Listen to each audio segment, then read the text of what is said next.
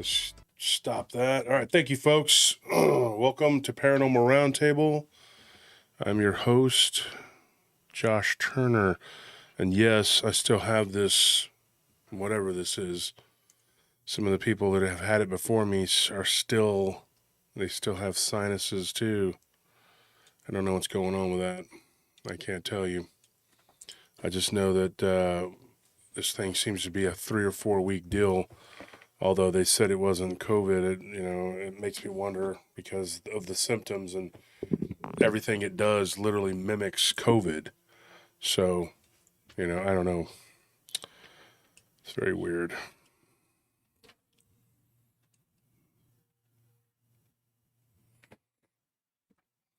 Well, anyways, folks, we have a show tonight. Josh Turner at PRTpodcast.com. And then we have patreon.com right here, PRT Podcast. You can join a $10, $20, $30, or $40 tier. I know we've been saying there's a $40 tier, but I don't think it still hasn't been put up yet. But I'm hoping someday, somehow, when we're not super, super busy, then we'll get it done. But that you can still go and sign up for it. And each tier gives you more swag, more merchandise. So it just depends on you how much you want to support the show, how much you want to help. We did get a boost from Michael Sproul last week and gave away 4 tickets. And so congratulations to people who won the tickets for the conference. The conference tickets are still for sale if you're wanting to go.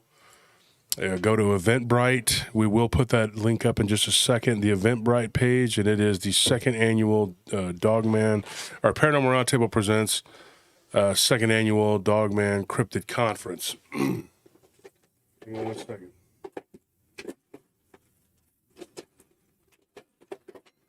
A drink here. Thought I was on the upswing. It felt like I was, but I don't feel like I'm any sicker than I was before, but I definitely feel like I'm not. It gives you ups and downs. Huh? It gives you ups and downs. Yeah, it's definitely. We do have a guest coming on in a little while. Some of you are familiar with this person and their work. Some of you may not be. But we're going to be talking about Dogman and Bigfoot, cryptids, and the paranormal in general.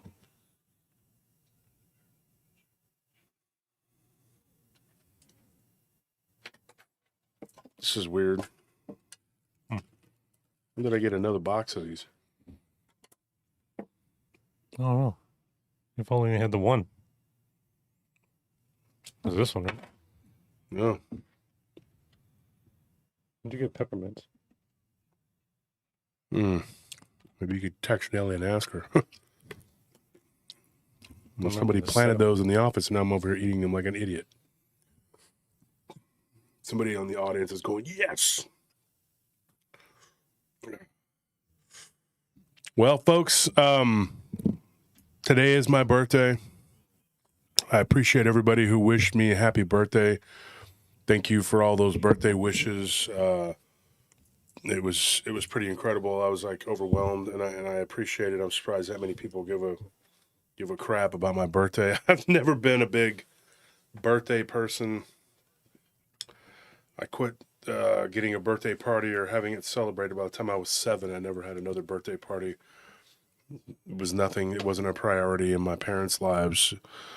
They always made it out like, Christmas is just a burden and birthday was just another day. And so when you grow up like that, you're kind of like, whatever. And I never really made a big deal out of it. My brother does. He was born on Cinco de Mayo, dude. And he came down to Texas from when he was staying up in Michigan. And he believes all the decorations was for him. Yeah, he thought everything was like, he's like, they're celebrating something here. He knew something was being celebrated. He wasn't sure what. They thought he was celebrating his birthday. Pretty sure, knowing D. Well, that ignorant. But I mean, and by the way, he's in the chat. I just saw him and Scorpion pop up. Yeah, D, Tank Abbott. Yeah, that was pretty cool. I know, D, you remember we met him years ago down as we were at the beach. We were on the beach and we talked to him, and we had a deal going. I was doing this amateur stuff, but I'm not going to get into all that. People don't like it when I talk about all that stuff, so it doesn't matter. Anyway, getting a birthday wish was pretty cool. So Anthony, thank you for reaching out to do that. That was really cool. It was a pretty cool gift. But anyway, everybody, thank you for tuning in. Thank you for anybody who donates. We appreciate it. It's not expected, but it is greatly appreciated. And right now, everything is going toward the conference. The conference is fast approaching. We got a month and a half, and we'll be there. We'll be where we're at. So I wanted to start off the show by telling a story, but I'm going to let the chat fill up a little bit. People are always kind of tuning in a little bit late. The Friday show starts late, and it is a little bit of a later show. Sunday starts around 7. Joanne says, mine's tomorrow. Happy birthday. Happy birthday to you. I don't know what more I could say. Like I said, I still got people saying stuff about that Facebook post. I mean, I can't. I was talking to another podcaster today, a guy named Ry Voss, who's got a show. He's just been around for a few months, but he's been trying to get it done for a while. And they've been doing some work and putting in some, and I agreed to go on his show. He's a new guy. But he's been a friend for a long time. And very intelligent guy, smart guy. And so I thought, give him a call, talk to him a little bit. It's always fun to talk shop with other podcasters. And I thoroughly enjoyed the conversation. And I'd like to go on his show, and I want him to come on mine. But he's going through the same. You learn you can't please everyone. You can't be everyone's friend. And a lot of times when people start out in this field, they think, I'm going to be friends with everyone. And I had the same ridiculous naivety. And as Anthony and Tony sitting across from me can tell you, we tried. We tried to work with people, and all that did was create enmity between us and certain other podcasters. Thank God we hadn't fought with any authors or anybody that's, nobody like that. But it was just the other podcasters. Typically, there's a lot of backbiting, infighting, and jealousy, and I've talked about this before. And I'm just not the person that's going to take it. And I, when people try to bully their way onto your show or onto your platform or in your groups, you have to take a stand. And so you only get about, like I said, 10% of it. The other 90% I try to shield you from. But you get dog tired, just absolutely dog tired of the bullcrap. And people telling you, especially when we were smaller and people were bullying us. They were just outright bullying us. One podcaster in particular out of New Jersey, he was just, and he still is an implacable enemy who will show up anytime anybody has an issue with us in any shape or form. He pops up like that. Claims he's going on with his life, whatever. He is somebody who has said before that he is a communist. I don't, maybe that's his problem with me, because my early days said something about me not liking communism. Who should? Who does? But there are people who do. And so maybe that created enmity, and he just held it, But the main theory for me is just that they're jealous. And they're lazy. And they're mad because you hustle and get things done, and they're too lazy to do it. Instead, they sit around being spiteful and angry because you have something.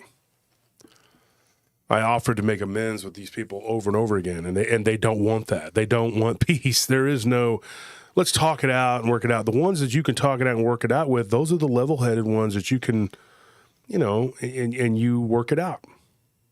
And then there's the others that it doesn't matter what you say. They'll tell you, even to your face, everything's fine. And then as soon as you're, they're back to business as usual, then guess what? They're back to hating you.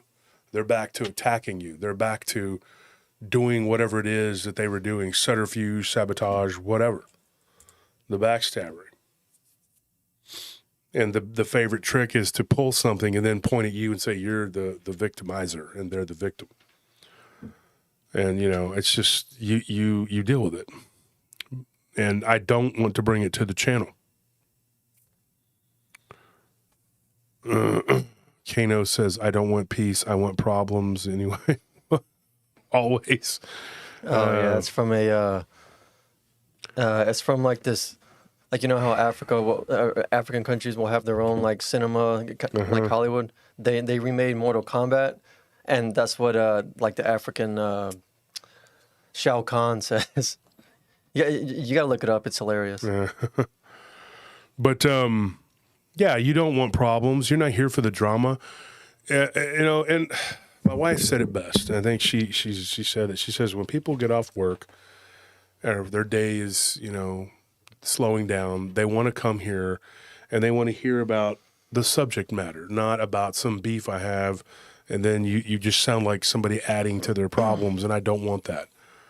But when people are going around saying outlandish things, trying to uproot you and mess with you and destroy your conference and destroy your foundations and attacking your show, making up lies, I mean, just rumors, you know, you got to protect what's yours. And I have to tell you the truth about what's going on so you don't hear one side and just think that I'm being a butthead. And, you know, you think everything's over with, but the people that start the stuff, they don't even have to continue it. All it takes is a few of their knucklehead circle friends, like somebody in my Facebook group. She had to announce that she was leaving and had to say a bunch of snarky stuff. And even several people corrected her and said, look, you don't even know what's going on. And she said she was a listener, a fan. And now she's not because of this other podcaster, other YouTuber. She's not a podcaster. She did take a few of my who I thought were loyal followers. I don't see them in the chat anymore. But somebody screenshotted it and sent it to me that they were in her chat last night. And I'm like, well, and a couple of them sent me messages basically saying that, you know, for me to jump off a cliff. And that's unfortunate. What can you do? You lose people, and it sucks. But I couldn't allow what she did to go unchallenged. And, you know, I didn't even know I was in a fight. It was 2 weeks in, and I didn't even know I was in a fight. Everybody was telling me, hey, this is going on, and I didn't want to believe it. I didn't think that they would do that to me. And then there are people who will loyally follow that person into hell. And then you end up, you know, looking like a bad guy, whatever. But it is what it is, man. We're going to continue pumping out 3 to 4 shows a week. We got Friday and Sunday for sure. We're going to do the live streams. Fridays will be the guest. What'd you say? I was going to say Tuesday's always going to be the podcast. Mm-hmm. What's on tap for Tuesday? Tuesday we have, I believe that we have the second part of like when Rick Otterstein sat in. When he sat in as a co-host for like the Dogman stories. That wasn't even meant to be a 2-parter. We were just having we were on such a 2-parter or 3-parter. I think it's actually a 3-parter. Oh man, that's right. Yeah, it wasn't even meant to go that long. We just were feeling it, so we kept going. Yeah. Well, it worked out. So we want to thank Rick for sitting in with us. Rick is that. a good guy. We really appreciate that. We are blessed to have a lot of people with invaluable information. That just networking pays off, and it really does in a big way. And to have as many wonderful friends in the community that we have, you're going to lose some people here and there, and they're going to be. But in the end, what you got to think and what you got to hope is that they'll eventually see the light and know that they made the wrong decision. They don't have to come. Oh my gosh, can somebody do this? I just made it worse. Just can't see out of those. They don't have to come back crawling on their knees and be like, "I'm sorry, I repent for my transgression." That's not how we work here. Just go and see what's out there. Watch whatever you want, but come back. Don't run me down and say a bunch of bad things. If you run me down, and I will take it into account, and you're correct in your assessment, depending upon how you went about it, probably not going to care. Because sometimes I get criticized and I take it into advisory. Like I take it, I didn't say that correctly. I take it under advisory, whatever. But, sometimes people just want to be nasty and mean. And especially when you come after people that I care about, I'm going to say something. Like this guy that said something. It seems like every time somebody was talking about Dogman attacks, which is something we're going to get into tonight, he was right there, ready to make sure that everybody knew that it was not a dog man that did it. And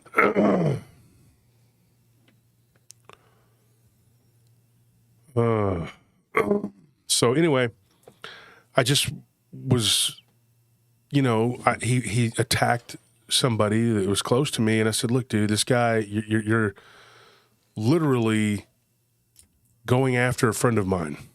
And that's where I drew the line, and I said, we're done. I'm just tired of you relentlessly attacking these people. I will say this, and I'm going to say something probably very controversial right now. I do not believe for a second that all of these so-called dog attacks are dog attacks. I don't care what the official narrative says. I don't care what they say. Attack these people and unalive them. I say unalive because people are complaining about it. You can't say it. This is getting ridiculous. Anyways, folks, unalive is another word for dead. Okay? Just remember that.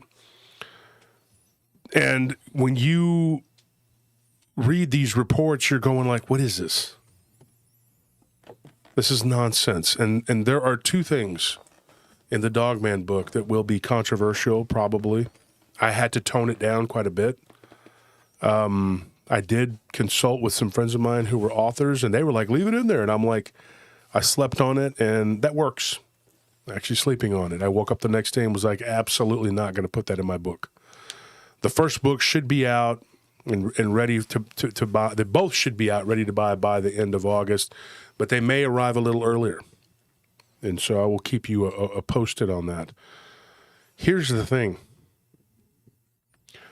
The Bigfoot book is going to be extremely, well, it depends on what you consider controversial. But there's going to be some controversial material in there. And I decided, we did, right, as a team, to go full steam ahead. Now tune in Tuesday because we're going to have Barton Nunley on Tuesday, and we're going to talk about this. What is that? It's for work.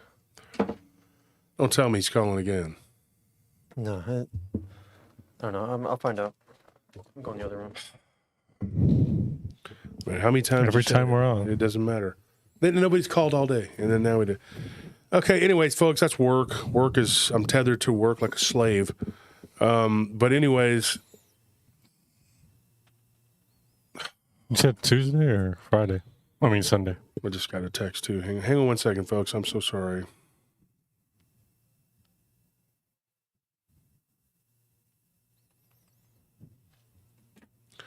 So here's the thing.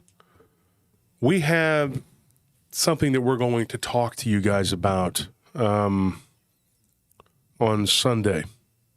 And it involves something that could be very controversial, and I just wanted it out there, in the intrawebs, so that when the book comes out, everybody's not all like, whoa, and there's some things that were controversial that could have created a lot of problems for me that I had to actually remove from both books, in particular the Dogman book, because I did not want to be sued and I didn't want to have problems with these people. One of whom reached out to us when we covered the subject. I believe it was Texas Wolfman, or no. I'd have to ask Anthony when he comes back. It was one of my Dogman episodes that we did for the podcast. And this one guy, he reached out to me, and I'm not going to say that he kind of veiled threatened me. No, he flat out threatened me. Threatened me. And I was like, I didn't get spooked by this person, but I got angry. And after that, there was another one that came through that was very... Holly, thank you for that wonderful donation. That's a very nice birthday. Happy birthday, Josh. I haven't donated in a while, so I am overdue. But here is a little something to help out the channel. So grateful for y'all, and thanks for always bringing your A game to your listeners. We appreciate you. Holly. We appreciate it. Hope to see you at the conference. Thank you so much.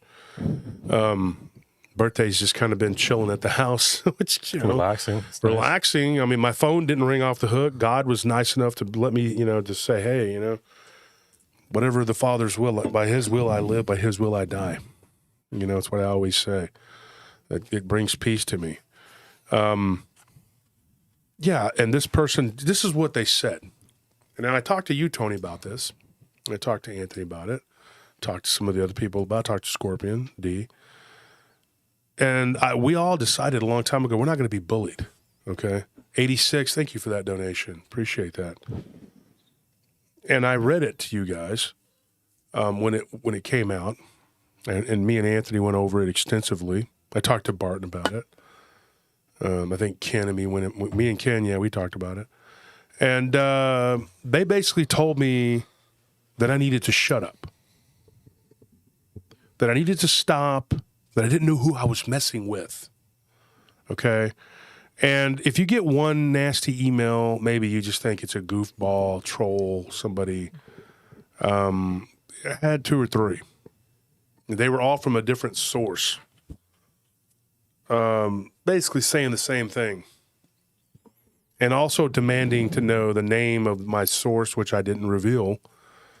There are 3 other people who were there when I talked to this guy, including Scorpion was there. And it's none of their business. One guy that I worked with for years, literally, even was a Little League coach years ago. And they were all there when this former police officer told me what he told me. And it's not their damn business what he said to me and didn't say to me. Whatever I decided to reveal, I didn't even reveal all of what he said. And it involved Dogman, werewolf, whatever. And it involved attacks. Happy birthday, Wolf. Thank you for that donation, Madeline Chap. Excited for your book release and hang out with you all at the conference. Yes, we had a blast last time. This man, and I want to start off with this. Anthony, what was the episode where we talked about the former police officer that gave me the story? One from your hometown? Yeah. Was it a Dogman story, right? Yeah. Was it Wolfman in Texas? Or what was it? What was it? I don't remember what it was called. I think I named that one Texas Wolfman. Texas Wolfman. Yeah. Yeah. If you go back into the archives and check out that show, and I've been asked about that, and I don't want to start a controversy, especially with that particular county. All I know is what the guy told me. I can't go beyond that. Thank you, Baxter, for Rob Baxter. Have a drink on me. Well, I don't drink much, Rob, and I just, but I'll put it to good use. Thank you so much. I'll have it for him. With inflation, that's exactly one single drink. It's a drink. Yeah. It's going to go toward the conference. But yeah, I was told someone that said that, hey, another person messaged me and said, hey, I was involved in that whole situation. Hit me back up. Well, they didn't say hit me back up, but they said, if you want more information, I'm willing to talk anonymously. Well, we tried, and we never got anything returned. Another person, and this was really odd, and I know you guys remember this. One of them said that we want to be left alone. Basically said that they were the creatures that did what was done. Yeah. And then alluded to the fact that they knew me and that they could do it to me. And I was like, the joke's on you, fool, because I'm already one. Joking, folks. That is a joke. I'm not. Very funny. Them's jokes. Them's just jokes, man. I was fooling y'all. I'm fooling y'all. No, but I did have, yeah, there he is, Rivas. Thank you. Good talking with you today, Wolf. It was good talking to you, too. I'm looking forward to collaborating with you. There's several people I'm trying to collaborate with right now. And so when that person told me, like, and these are the emails we got. I think we got probably a total of like, 8 or 9 from 4 different email addresses. 8 or 9 pertaining to what? To that after that show. Oh, yeah. LB,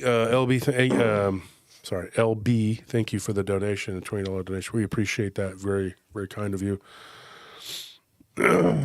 So when this person decided to come at me, the one person did continue to correspond with me, making veiled threats and saying that they worked for some secret government group, which who knows if they do or not. They said some snarky things to me. I said some snarky things to them. It didn't start off like just them being argumentative or whatever. They were just very forceful. Like they didn't mix words. They were just like, you need to stop now before this gets out of hand and you get your butt in trouble and blah, blah, blah. You don't know who you're messing with, blah, blah, blah. And another one said something similar to that.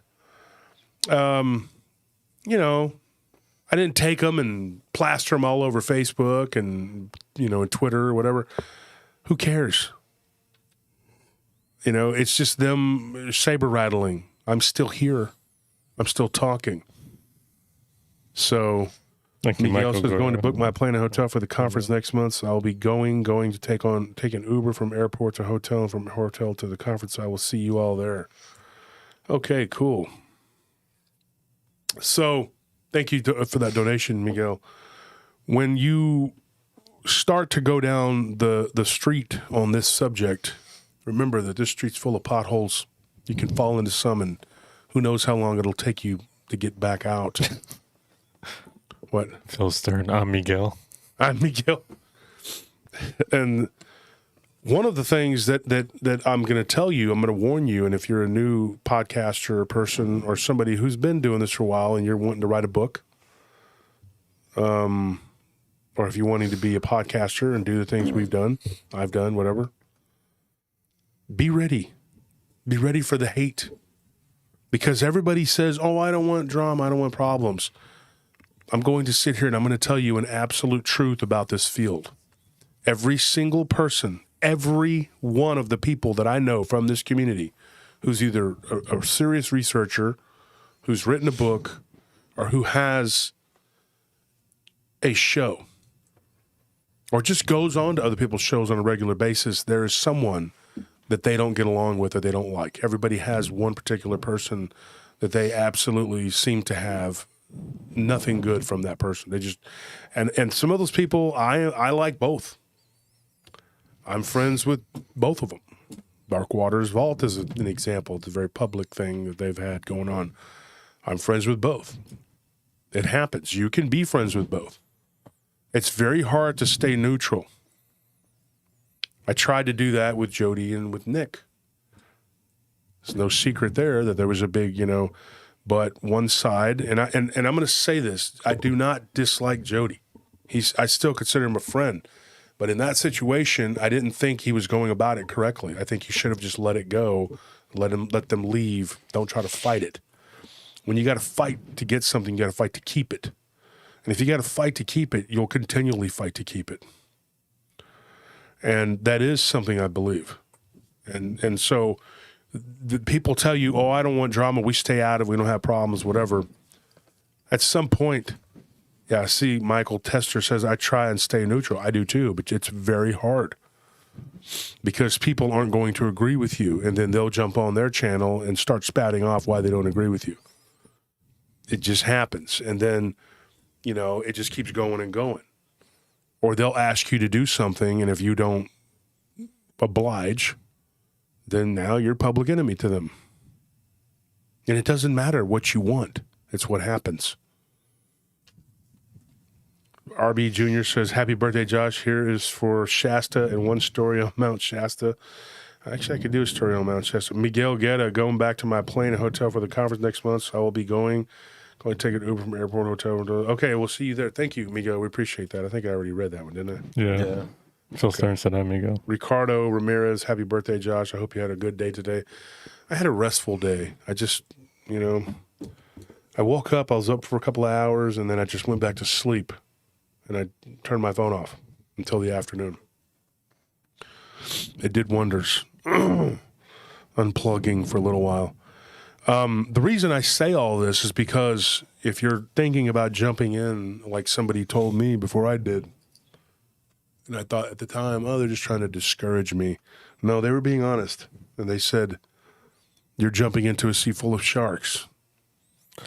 The worst part is that you expect like some hate from people that don't like you fan wise, but for there to be such turbulence in the, community of researchers and authors and podcasters is the stuff that what really boggles me. It's like that's the one thing where like you should have an understanding. It's like we already get enough people that don't like us from our like people that aren't our fans who are more than willing to comment on our videos complaining about anything we do. So it's just weird to also get it from like people in the similar kind of and people you think you're on the same level with, saying you're friends with, and the next thing you know, you're not friends with them, and they told other people why they're not your friend, and you're going like, wow, talked to this person a couple days ago, and we were buddy, and now they're telling Fontaine over here they don't like me. Whichever way the wind blows. The winds have blown against us many times, and we've seen people's true colors. They jump ship, and they run off, and they whatever, and then they turn on us, and then they point out every little thing that they ever supposedly hated about us. And that's fine. I just let it be. I'm like, yeah, that's good. Go ahead, take off. And then when it dies down, they come back. But to me, it's not a popularity contest, and I don't care if you like other podcasters. If something happens between me and another podcaster, hear my side out and hear their side out and make your decision. If you feel like it's something you have to choose between the two of us, I'm never going to tell you to just just listen to my show and no one else's. I don't really care. You should, if you're passionate about this, you should listen to other people's shows. I gave some suggestions to you guys last week. You want to read that out? Go ahead and pan the camera over so he can. There's something going on here. What? Wait, the camera's not over there. Oh, my bad. You think you can see that in this light? I'm having a hard time. What's it? Yeah, you're right, Nina. They sound like kindergarten kids. But I just don't like being accused of it myself. This is a package that was returned. It was sent to Sonia Marie Keese. That's Sonia was just asking what happened to her. Okay, so Sonia, if you're listening, there it is. Here's your package, Sonia. If you're listening, Sonia, your package got returned. So that's what's going on. It says it was unable to deliver shipment. So that means the address probably wasn't correct. So that being said, I'm going to tell you a story. I'm going to tell you this. This. We're talking about Dogman right now. We're going over this, and when this person comes to the show in about 30, 40 minutes, then we're going to continue the discussion about Dogman and take a Q&A. And you guys can send your questions to us, and we can try to answer them, and we can get into a drawn-out discussion about Dogman and about Bigfoot. This one here, I don't know whether it's a Dogman or a Bigfoot. I don't know what to call it. But it happened in Louisiana, and I got this near Vinton. And I was hanging out over there years ago with a buddy of mine, and we stayed there for a couple days. And I had a friend that lived out there, and so we went out there. We hung out. There was a bar there, and there was a bunch of locals that came in, and they were talking and telling stories. And one guy said he used to live near Orange, and so whenever he was telling me this story, the other guy lived near Beaumont, and Beaumont's got a lot of weird stuff. I don't know what's going on in Beaumont. It's just a weird place. But this guy told me a story, East Texas, and then but East Texas and West Louisiana are kind of like the same. It's just, there's really no difference. And it's weird because when you go out to West Texas, out there on the edge of New Mexico, it's kind of like New Mexico and West Texas are kind of like the same. Just kind of like East Texas and Western Louisiana are the same. People live on the border. They live on one side or the other. It's, whatever. But this guy said when we were children and we went hunting, with our uncle, There's two brothers. And the one guy said, we heard something really weird. Like we heard what we thought was a woman not really screaming for like in terror or pain, but almost like, I don't know, it was like a howling, kind of a screech, but it sounded feminine. Thank you, Bradford, for that donation. We appreciate it. And it was really odd. And he says, Uncle Joe, what is that? And his uncle Joseph told him, he says, if you ever hear that in the woods, don't respond. He said, but it sounds like a woman. He goes, yeah, I know, but it's not. Well, a few years later, he asked his dad, he goes, I was out hunting with his friend, whose name was Hunter. You know.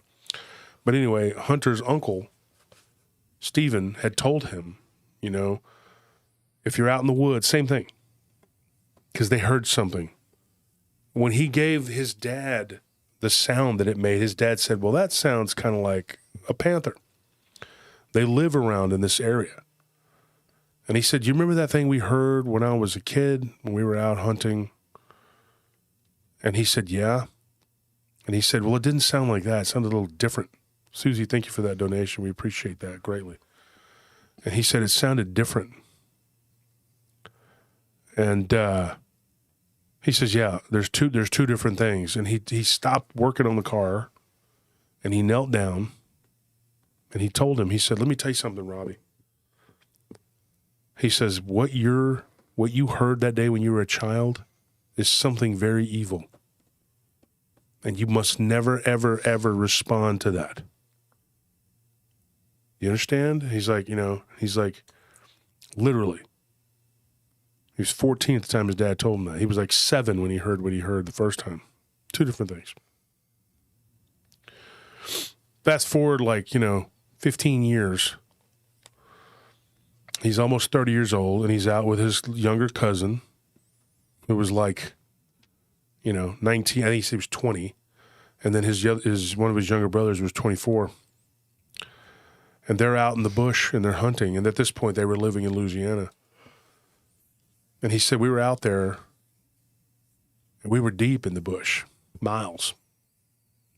And he said, we were to the point where if we do bag something, carrying it back is going to be the chore. It's like, we're too far out, we're going to have to go back, And they hear this screaming, screeching, sort of howling sound. This is how you described it. Orlando says, happy birthday, Josh. I saw Tank Abbott's birthday wishes on Instagram. Very cool. Yeah. And thank you for that donation, Orlando. Thank you also, Susie, Joe. So he hears this howling, screeching sort of noise. It was like, he goes, there were two different things going on. It was like a screeching, that turned into like kind of a shriek. And then he said, then there was like a howl. But he could tell it was the same thing, but he said it sounded like a woman, like in pain. And he said it went beyond what he heard when he was a child with his dad and his dad's two brothers. And the youngest one of the group, his cousin, says, we need to go check it out. There's a woman out there. She's in pain. And he told him, he says, no, we can't do that. Then his other brother says, no, man, they hear it again. And he's like, that's a woman. She needs our help. Sugar Britches, happy birthday, Josh. Can't wait to buy a copy of your book. Thank you for that donation. Samantha Phillips, happy birthday, Wolf. Can't wait to meet you in the whole PRT crew at the conference. Same here. I'm excited. Thank you for those donations. Thank you for the birthday wishes. I appreciate it. But she said, we got to go help this person. He's like, there's something wrong here. As he was telling me this story, I was just chomping at the bit to tell him what I knew and what I'd already heard. And I just was like, I had to bite my tongue. I have to get the story. And he's like, you ever heard of anything like that? And I said, yeah, I have. But continue. I was like, go ahead, tell me what you. And even years ago, I knew about these things. I had heard about these things. people on both sides of my family talked about hearing weird things, seeing weird things. Nothing as dramatic as what I saw when I was 15, but definitely to the point where they believe that there could be things out there, you know?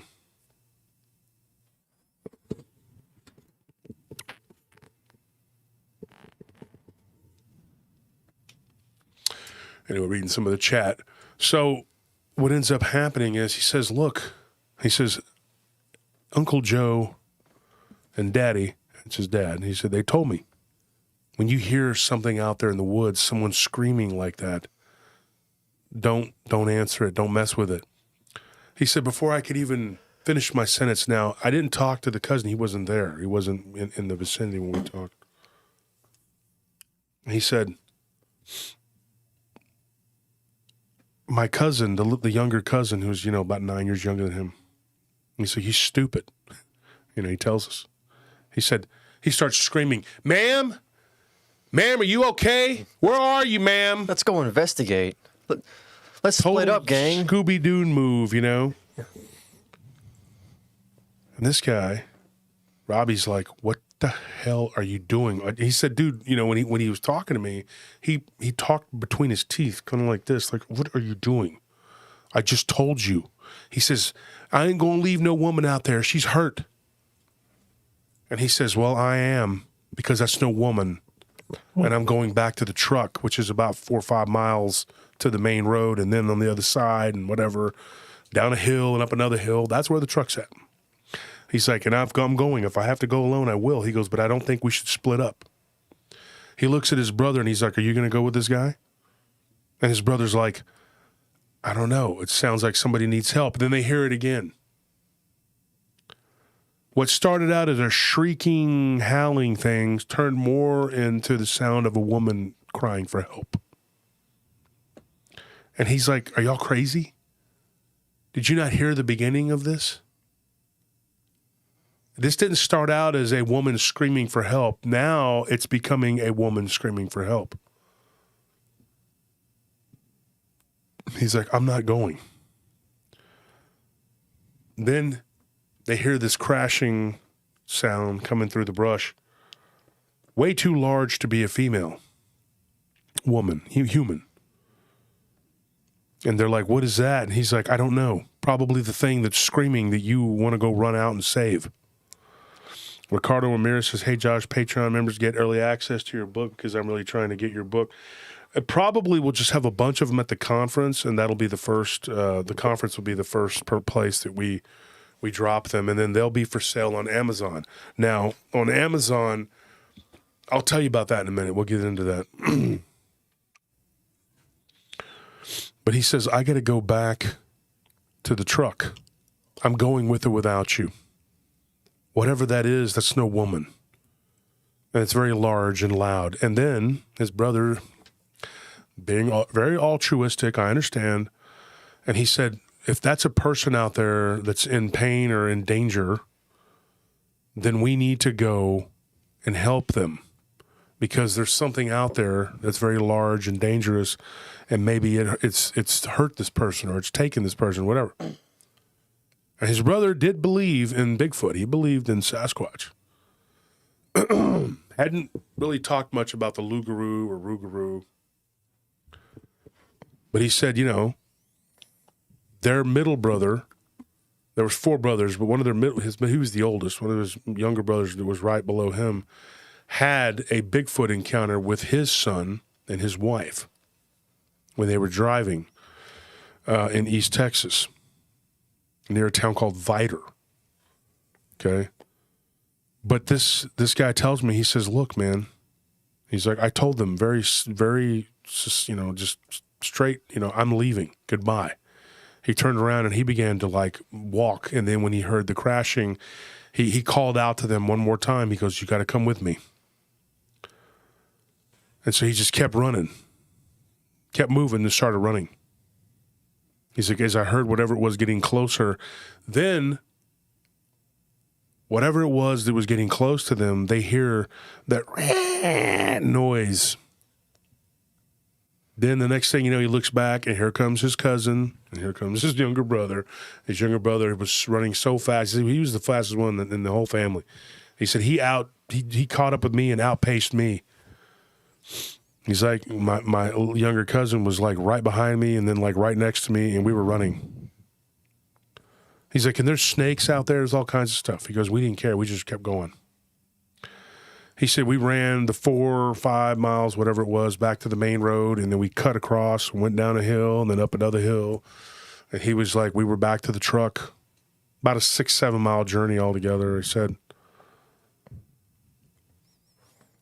You know, he said, as we're getting into the vehicle and we started it up, we could hear it. It was right there on us. And he says, and we look back. He goes, and I'll never forget what we saw. We see in the rearview mirror, the other two were looking in the back, looking back. Good thing it was 40, 50 yards away. He goes, but it looked like a very tall, a 9-foot tall Sasquatch type creature. So the point of all that. Get what you're going to get. Yeah, get what you can, grab it. Snatch it. Yeah, Stone cold. Okay, well, there you go. Tony was trying to grab a drink. It's very hot, folks, and our refrigerator here doesn't work right now, so we have to use a cooler. But we improvise. We do what we got to do. This thing, he said, was shaggy, reddish-brown in color. It was very weird. And he said, I look at it in the distance. He goes, and the hair was long, like long hair hanging off of it. Not like your typical, people say they see Sasquatch and it looks like the hair is bushy, but not, it's not like it's just hanging off of it like a wolf's would, Interesting. I got a couple stories that kind of go along with that, and one from that area in particular. And I don't have time to get into all of them right now.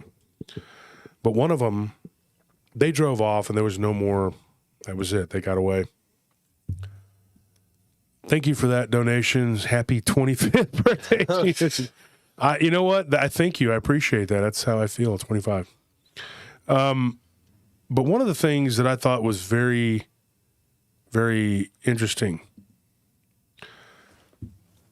in an area near Lake Charles, probably 20 miles, about 20, 25 miles north of there, I got a story, the same thing. And the creature that was seen after the screeching and the whatever, to me, looked like it was like a gugwe type creature. Now, when they saw this thing, they saw it 40, 50 yards away in the rearview mirror. They turned around and looked at it. They didn't see a side profile to see what the muzzle looked like, if it had a muzzle, whether it was Sasquatch-like or Bigfoot, whatever, Dogman, werewolf, whatever. Some people think all those are different things. I don't know. Gugwe is another name for something that looks like an in-between type creature. There was this weird story that I got out of that area of Louisiana, or Louisiana, as some people say. However I say it, somebody's going to correct me and tell me I'm stupid. Louisiana. No, it doesn't matter what I call it. I could call it Baudin land, and they, But this guy, he said he was driving through there, and there's actually a little town close to there. Look up Lake Charles, and then go about 20 miles up, and I can't remember the name of the town. But this guy gave me this story, and it goes along with this.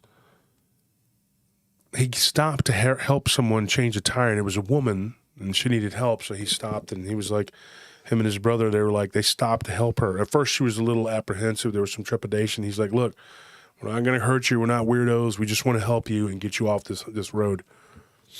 And it was dusk. And then she didn't have a jack. And this was like, 20 years ago, whatever. Yeah, Samantha, why does Facebook say 84 years old? I don't know. But Westlake, Moss Bluff, and Mossville in that area. Moss Bluff it was something like that. But it's not a big town. And I just remember like they were right outside of a small town, and it was north of Lake Charles. And while they're there, they get the jack or whatever, and they start helping her. And, you know, they hear this shriek coming from the woods. And it freaks them out. They're like, what is that? And then they hear it again, like it gets getting closer, whatever it is. So they went to work, you know, and then they changed the tire, and they were like, okay, you're good to go. And they drove into the town, which was only a few miles, you know, from where they were at. And it was very weird. Rebecca Oliver, I'm not sure why chat is being blocked, but I'll take the hint. What? So, if you comment on the live chat, like not all of the comments that you make are going to show up on the screen, and we don't have any control of that. Facebook just does that on its own. It's like an automatic. YouTube. YouTube does that. It's like an automatic algorithm. So like that's not something we do. We don't pick and choose which messages go up on the screen and which ones don't. So Rebecca, you're free to comment. You're like, if you comment and you see it down in the live chat, other people can still see it. Just because it's not on the screen doesn't mean that it's it doesn't mean you're blocked. So yeah, no, you're good. What I find interesting about that first story, though, is that, like, how much of a hike it was to get to that area. What makes you think that a woman's going to be in that area randomly at the same time you guys are? Like, that's where my mind would have went to. Is I mean, would have been wondering, who's out here right now? Dude, even if she was, like, what is she doing way out there? Like, even if there was exactly. It's like, who is she? What is she doing are you doing way out there in the middle of the woods? Why are you here by yourself? You're obviously not doing something good. Even if it was a woman. Well, think about it though. She can scream all she wants. I'm staying put. If you think about it though, if you're one of those people, and you're, oh God, I need a haircut, folks. Tired of wearing hats. But if you're one of those people and you hear that, you know, your altruism kicks in, and you're like, hey, I want to help this person. I don't want to leave them unsafe out here. You know, I mean, it's. I get that, but still, like, you gotta question some things. Like, it's always good to help people, but you still should question things. I don't think it's smart to just blindly go into every situation based on the feeling that you might need to help them. Altruism has to be balanced out with like common sense, with like survival as well. Because, you know, if you're always just being altruistic, then you just give and give and give until like there's nothing left of yourself. Like, you know? Ideally, yeah, it would be nice to have in a world where everybody could just help each other out like that, but the world is not a place where you really are given that luxury. Yeah, we have a lot of people who see altruism as a weakness instead of something to be valued and that gives you value as a person. And they'll take advantage of it. So. Yeah, they do. They prey on it. Even these monsters, I mean, that's the thing that exactly it was doing. If it was... Yeah, that's why they imitate children. Yeah, I mean, they prey on that as well. So did everybody understand about us? We're not blocking your comments. I guess that's crazy. How many people probably left because they thought we were? Yeah, no, that's YouTube. That's YouTube does that. We don't control that. So when they were helping her change this tire, and Pork and Beans had a good point. That area is all swamp. It is. I've been through there too. It's just a swampy area. And, you know, the woods, I guess, there's woods all over the place, but it is just a swamp. And this whole shtick, I guess, is going to be about Louisiana because the next one I got is Louisiana too. But it's really weird when you're going through there late at night. I mean, it's pitch black. I mean, it's just, you know, the woods, the swamp, whatever. It's just, they're thick and it's just nothing. Shouldn't be anybody living in that swamp, but you never know. And they hear this noise. They don't see anything, and they all take off. They get into town, and he starts talking to. They wanted to make sure that she made it into town, was able to get a tire, blah blah blah. He starts talking to the guy about what they heard, and he goes, "Oh man," He's like, if you ever hear anything like that in the swamp, he goes, run, get out of there. Here's the thing. I had a trucker who worked for a grocery chain, and he was driving through Louisiana. He was a truck driver, but he wasn't like a cross-country truck driver. He had a certain route that he did, and he was driving through Louisiana. It was one of his, areas, whatever. And as he was driving through there, through this particular county, well, they don't call them counties, they call them parishes, whatever. And he was driving through this particular parish, and his truck, he's in a big truck. And he goes, dude, I look off to the right, and I couldn't believe what I was seeing. I saw this, like, hairy, man-like creature running. And he's like, and as I get ready to get up to where it's running so fast, so unhumanly fast, he says, as I start to get up close to it, he's like, it jumps off the road and just kind of runs down into the swamp. And he said that he had heard me talking about Alexandria and my grandparents having seen something there years ago. But this was in southern Louisiana, and I want to give it whatever. I mean, let's keep his identity. I understand. He's got a good job, and he doesn't want people to think he's crazy. I get it. Because what he saw sounds kind of really nuts. Crazy if you haven't heard of something like this. And I went over this case with Barton Nunley. We talked about this case. I don't think I told you guys about this one. I just talked to Barton about it the night before last. As the guy's running, or this guy, I don't want to say it's a guy because it was like a big, tall, hairy creature. It looks back at him briefly, and he turns his head again. No snout, and he says, I got the impression that it was a Sasquatch, a Bigfoot. He said as it jumps, he goes, it slides and then puts its arm up. And he said, and I've never seen anything like this in my life. He's like, and then as I go to pass it, I look over, and what I'm looking at is no longer a Bigfoot with its arm up. It's a broken tree stump. He's like, and there's even a point, like where the arm went up, you could see the point.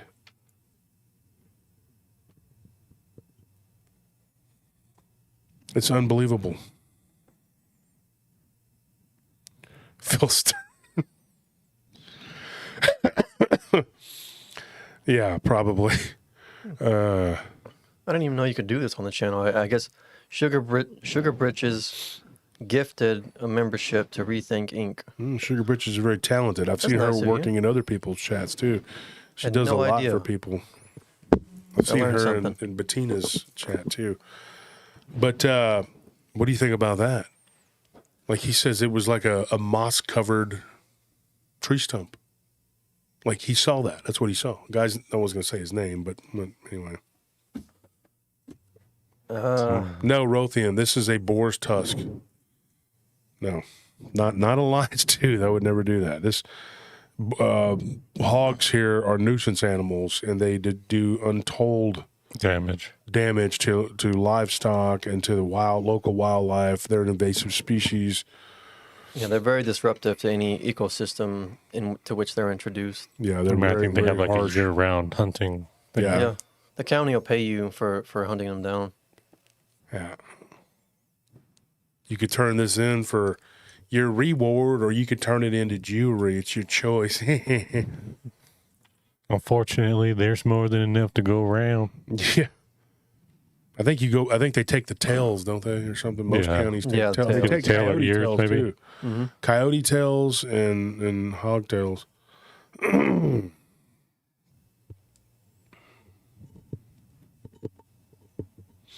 Someone says pooping by a tree. Yeah, I wouldn't do that. Let's not do that. Yeah, Truthy Ruthie. Yeah, he does. He's definitely a real true bona fide boots on the ground field researcher. He's not one of those that goes behind his college for a project and claims that he's out in the woods trucking around like some of these Bob Wolfsels. So anyway, yeah, Honey Island. Yeah, Honey Island, that's another one. Dana Holyfield, she's a good friend of mine. let's get this party started with our guests. Let's get them on and let's get started.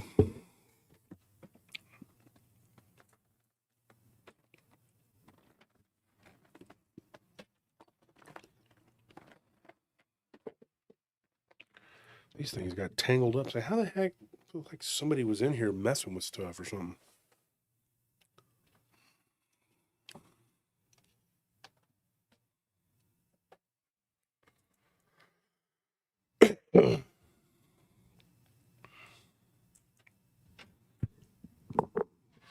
Kez McIntyre says, "How's it going, fellas? Happy Josh. I guess that's a cake. Yeah, thank you.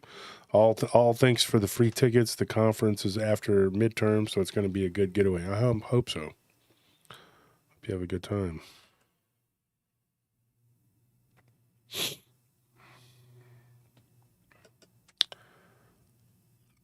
Okay, let's see what we got here.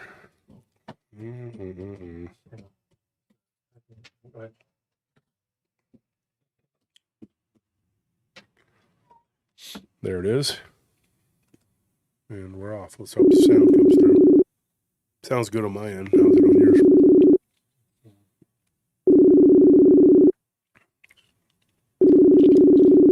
Hey, Mike. How you doing? Let's see Mike in the chat. Thank you for the birthday wishes.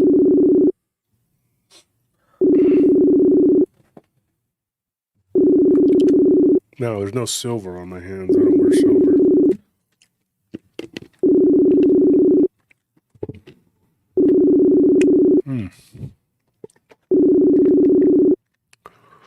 Seem to always have this problem when I first call.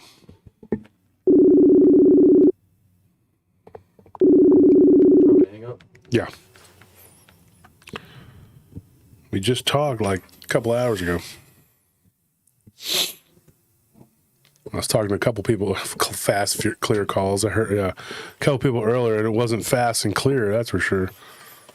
Chuck Norris uses a rake creature to rake his lawn.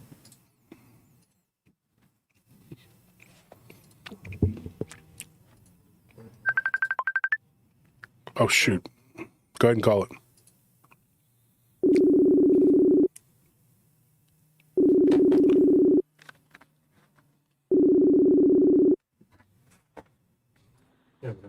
Yes. Yeah, there you are. Yes, I didn't even. I turned on my messenger notifications because my notifications go off way too much, so I cut it off. I didn't know you were calling. Yeah. Cutler, thank you for that donation. I appreciate that. Thank you for the birthday wishes. Everybody who's donated and wished me a happy birthday, I appreciate it. My guest tonight is Bettina Moss. Now, Bettina is going to be at the conference, and that is definitely, Barry, thank you for that donation. We appreciate it. And so, you know, we wanted to have you on going into the conference because you're a colleague of mine, and we talked about this a couple of weeks ago, and then we're like, hey, we're going to put you on this slot here. Or maybe it was 3 weeks. I don't know how long it's been, but yeah, you said you've been excited about it. So go ahead, entertain everybody for a couple hours. I'm just going to sit here.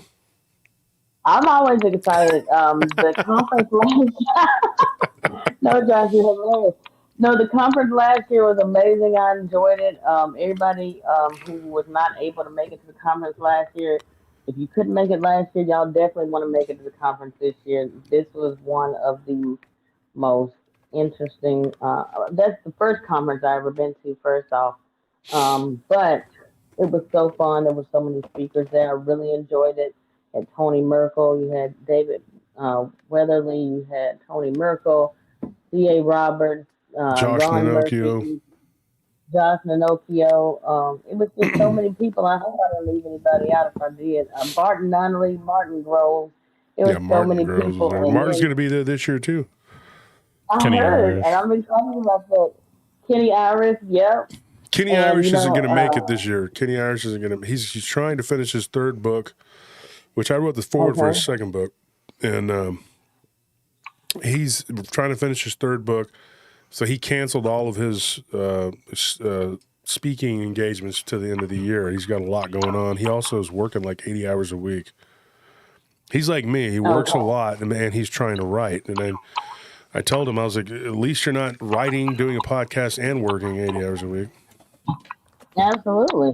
Yeah. Well, it's a lot of stuff I know that some of the things that I'm gonna get my notes together here, but a couple of things I was gonna bring up and discuss tonight with. Are you typing? Are you typing? No, I'm on my Bluetooth. Let me take these earrings off. That's what it is. My Bluetooth. Well, because something's going like click, click, click. Yes, hold on just a second. Illuminat, thank you for that donation. Happy birthday, $1 for every year. Yeah, I wish. He is 1,042, so Yeah. I'm $1 actually, for every I year. identify as a 10,000-year-old, whatever, monk. So if you don't mind, $1 for every year. Because, you know, if you just identify as something, then that's what you are. That's what Bigfoot did. He identified as a tree stump and became one. Okay, so I was just gonna bring up a couple of things. Did you have anything specific that you wanted me to discuss tonight, Josh? I know I brought up we were talking about the animal unknown canine, unknown animal killings earlier, and I can definitely discuss some of that and bring up some of the things that I feel like that are very strange. Hold on a second. Some of the things that I feel like are very strange in these cases. It just seems like in the last few years, there's been a lot of unknown canine attacks. And what I find to be really strange about that when it comes to unknown canine attacks is that, and I'm not saying that maybe there's not some species out there that we just don't know about or that haven't been recognized by modern science at all, because I know that that's a possibility as well.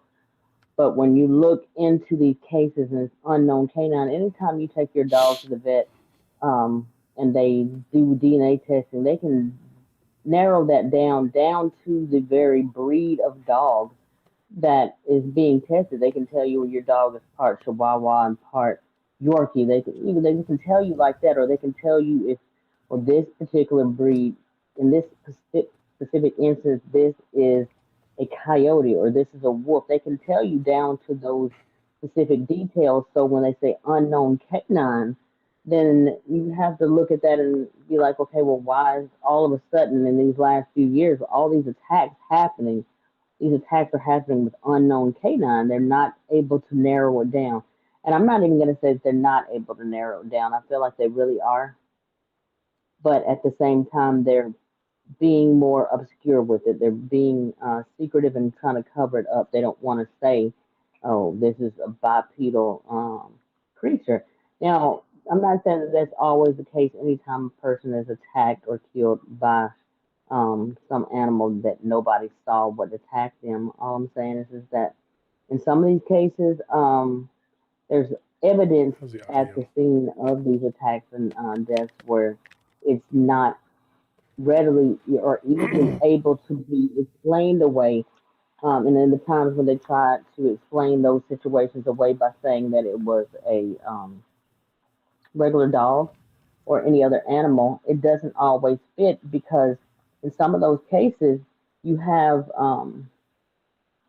several strange, several strange, several strange things that get brought up. Strange things such as Hmm. I'll go into it in a few minutes. Can y'all Bring up a hear couple. Bettina? Because you're sounding a little muffled, and some people are saying that they're messaging and saying that you're muffled. So I don't know Okay, if hold is it on. your microphone, B? I've got you on Bluetooth. If that's bad, because I'm on Messenger.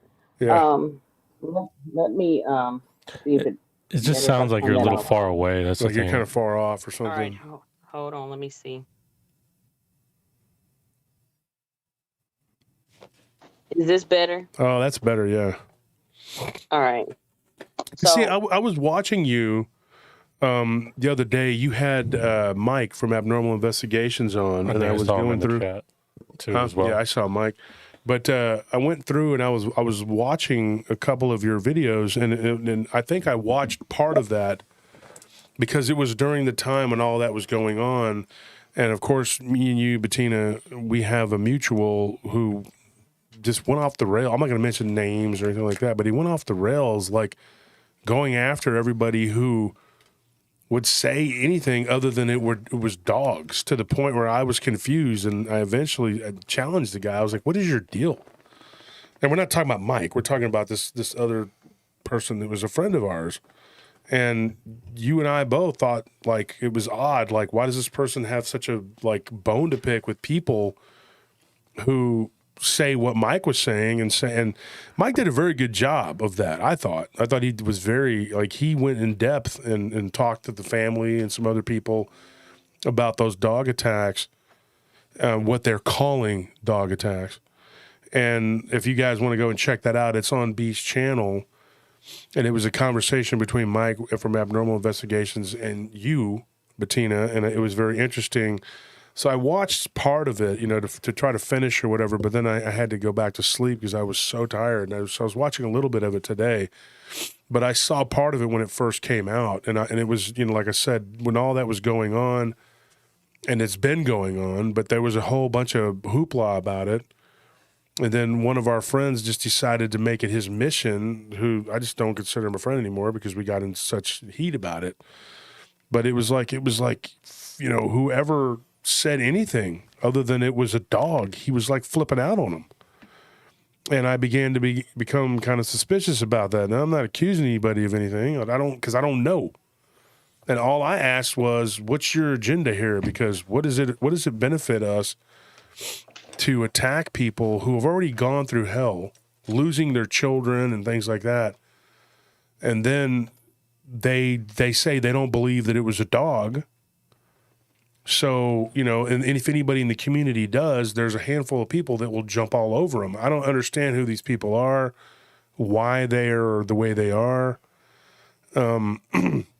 But I know you and I had talked about it extensively, and I thought that it was a touchy subject at the time, but we did have Roger from the LBL come on, and he was talking about the murders in the LBL and how he said that these things were from the Aleutian dogs, that they had cloned these. I didn't say they cloned them. What did he say, Anthony, exactly? He didn't say cloned. The word it wasn't he used. cloned. I can't remember what he said. What did he say? He said that they were Vaguely. like they were produced from DNA from an Aleutian dog. It's like they were. Well, he said they were like an ancient breed of Like dog. Ancient breed of dog, yeah. I remember that. And It's like they were engineered or something. Once he said that, I think I Googled it and looked it up, and it was like an extremely large breed. I've never seen that before, but I really feel like there's several possibilities for where this comes from. If y'all remember the last couple of years, there was a lot of cases coming out of different places. Some of them were claiming out of West Virginia. Some was saying if there was a lot of conspiracy or conflict or whatever, controversy, I guess would be a better word, when it came to those large hyena-looking dogman type, well, I'm not gonna say dogman, large hyena type creatures or whatever that were found in supposedly here in the United States. And then people were saying, well, no, that was out of a hunt out of South Africa. But either way, we do know that there are dogman sightings that have been reported where the dogman looked more like a hyena, not just in the fact that their back was higher at the top and their lower body was lower to the ground. Like, how like a hyena kind of lopes along, or how they run. It's kind of a weird loping type of run when they're running. Yeah. Or their body style. I guess somewhat similar to how people would say a dogman would be on all fours. Uh-huh. But what I do want to say about that is that we don't know. Like people say, well, how the cover-ups happen. When the cover-ups take place, a lot of times as far as the cover-ups are concerned, if you really look at some of those cases, what you'll find is that we don't know if that's the truth. We don't know if these are really out of South Africa hunts. I feel like anytime a picture comes and it gets mainstream, and I'm not saying that that's not the case because I don't know for sure. I'm not a person that gets into a area of trying to always debunk every picture, and I'm not going to believe every picture or video that gets put out there on the internet, because I do know that people are able to doctor up pictures. That's and why videos pictures are useless now. Absolutely. Can't do nothing with them. Stuff. Well, as you already, hold on, I'm gonna put my dog away real quick. Is that Chanel? Is that Chanel? Yes, she's off the chain. She's trying to tear up the notebooks. I was taking notes tonight before the show. She is trying to tear up my notebook. Yeah, I love dogs. But y'all know, like when it comes to this kind of stuff, as soon as stories get out there, what usually happens a lot of the times is that it'll get to a point to where, if there is really good evidence out there, if pictures, because you have people a lot of times saying, well, if we just bring in a body, or if we just call this person and call that person, like that will prove it. That's not going to prove it, because they don't want it to see the light of day. They already know that these creatures exist already. When you say, well, if you bring in a body, they already have bodies. I don't have proof of that, but it just makes sense.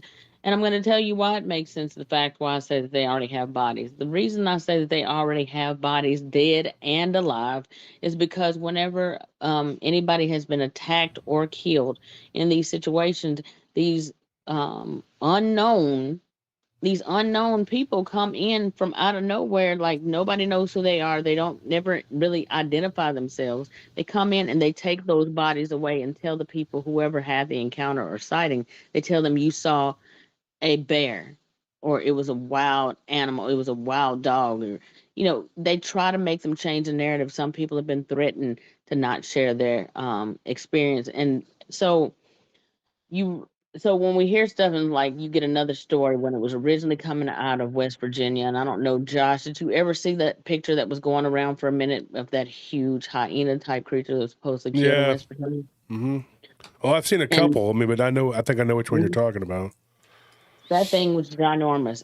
And I'm gonna say that anytime something like that actually makes the airwaves, because social media nowadays makes it harder for them to cover up stuff. Now that everybody can go live at at the spur of the moment and talk about or show what they're seeing, that can easily be brushed under the rug and say, and they can easily say, well, that didn't really happen, or that was just. They can paint a narrative really quick. They can create pages and profiles and stuff like that and come up with a whole story. Just like, and this is not about this, I'm just going to give an example, but like some of the school shootings or whatever in the last few years, yes, I do believe that school shootings have actually happened and that some of them are real, but at the same time, you have also what you call crisis actors, and some of those same crisis actors that are They're on seen one over and school over shooting. again. Exactly. Yeah, So that's a the same. controversial subject. I'll say this, and I don't want to get into that, but it's, somebody messaged me earlier today, Bettina, I'm going to tell you this, and I could say this on the show. I'm going to tell you, and they talked about how when we were kids, there were certain children that were pulled out of class to do this psychological testing, and they chose certain children to do that. And a lot of people believe that it was a much milder, more public form of MK Ultra. And if you notice during certain administrations, there's way more shootings and stuff than there are others. People point that out. I mean, it's not hard to look and figure out, like, why does it happen during this time and not this time? And a lot of these people are mentally ill. And I've said this before, it's simple psyche eval, for anyone who wants to buy a large, a weapon with large rounds capacity, whatever. Yes. What's wrong with that? I mean, because then they can't say, because and I don't understand the side that's against that. I don't understand that, because they're always saying that these guns are going out and killing people, but it's people killing the people, whether they're doing it with a gun or not. Every weekend, somebody's being stabbed downtown or shot. Here in Austin, it's the most dangerous place in Texas now. But if it's not a gun, they're going to use a knife. That's just my point. But the thing is, there's no psyche valves being used to control that, and there should be. I don't believe that an 18-year-old is, has the mental capacity to be going out and buying an AR. I just don't. I think that they need to have, it needs to be an age limit. If you got to be 18, to smoke, 21 to drink, there should be an age limit for certain weapons, because that could stop a lot of it. But they don't do that. And it's almost like they want this to happen. They want it to, so that they can go, oh, look, we have to, invoke martial law or whatever the heck it is. And like I said, we're not going to keep going down, because we will be, who knows what will happen if we talk about that. But yeah, you can't do too much. They'll shut your channel down and commandeer your live chat and everything else like they did on my show. You had Lance Hightower on, and it was happening with Lance on there. Yeah, did you ever watch that episode? Tried to. It was like, you remember when I had Joe Barger on talking about having shot a Dogman, and we ended up having to do it in 2 parts. We had 790 people in the chat, and just, well, see ya, it's over. Also, I know exactly what you're talking about. Also, here recently, I guess within the past 2-3 months or so, I had Scott Carpenter on the show. Scott Carpenter was talking about the Sasquatch Genome Project that he was working on along with Melba Ketchum. And on that episode, I had him on there, and that night I did not have a co-host. Chris Kramer's usually on there a lot of times when on certain stuff, but we usually cover the Nephilim together. But that night I didn't have a co-host, and I had Scott Carpenter on there, and he started going into the whole spiel of what they were doing with the Sasquatch Genome Project and what that DNA testing showed. So if y'all are not familiar, y'all check out the channels, Cryptonormal Encounters at BMOS, here on YouTube. Check out the episode with Scott Carpenter. I got knocked out of that particular interview on my own show. I got knocked out for over 20 minutes. And thank God that Scott Carpenter was professional enough to continue talking without stopping at all, and held it down that whole time while I was knocked out. It said that I didn't have any internet connection. I had full internet connection, but it wouldn't let me back in. When I finally did it took a while for me to get back in. I think I ended up having to call him from my phone, and he was the only one on camera during that interview. But I had to interview him by calling him on phone while he's still on camera and ask him questions. And I was finally able to get back in, to get in there with him. And then I said, let me just get a co-host on here so that if I get knocked out again, I'll have somebody to be able to continue the show without me being here. But what ended up happening is I ended up bringing Chris Kramer in, and it knocked him out 2 or 3 times. And other crazy stuff also happened after that show was over. Actually, before that show was over that night and after the show was over. I don't know if my phone was tapped or what was going on with that, but it was some crazy stuff happening that night as well. And I'll go into that's a story for another time.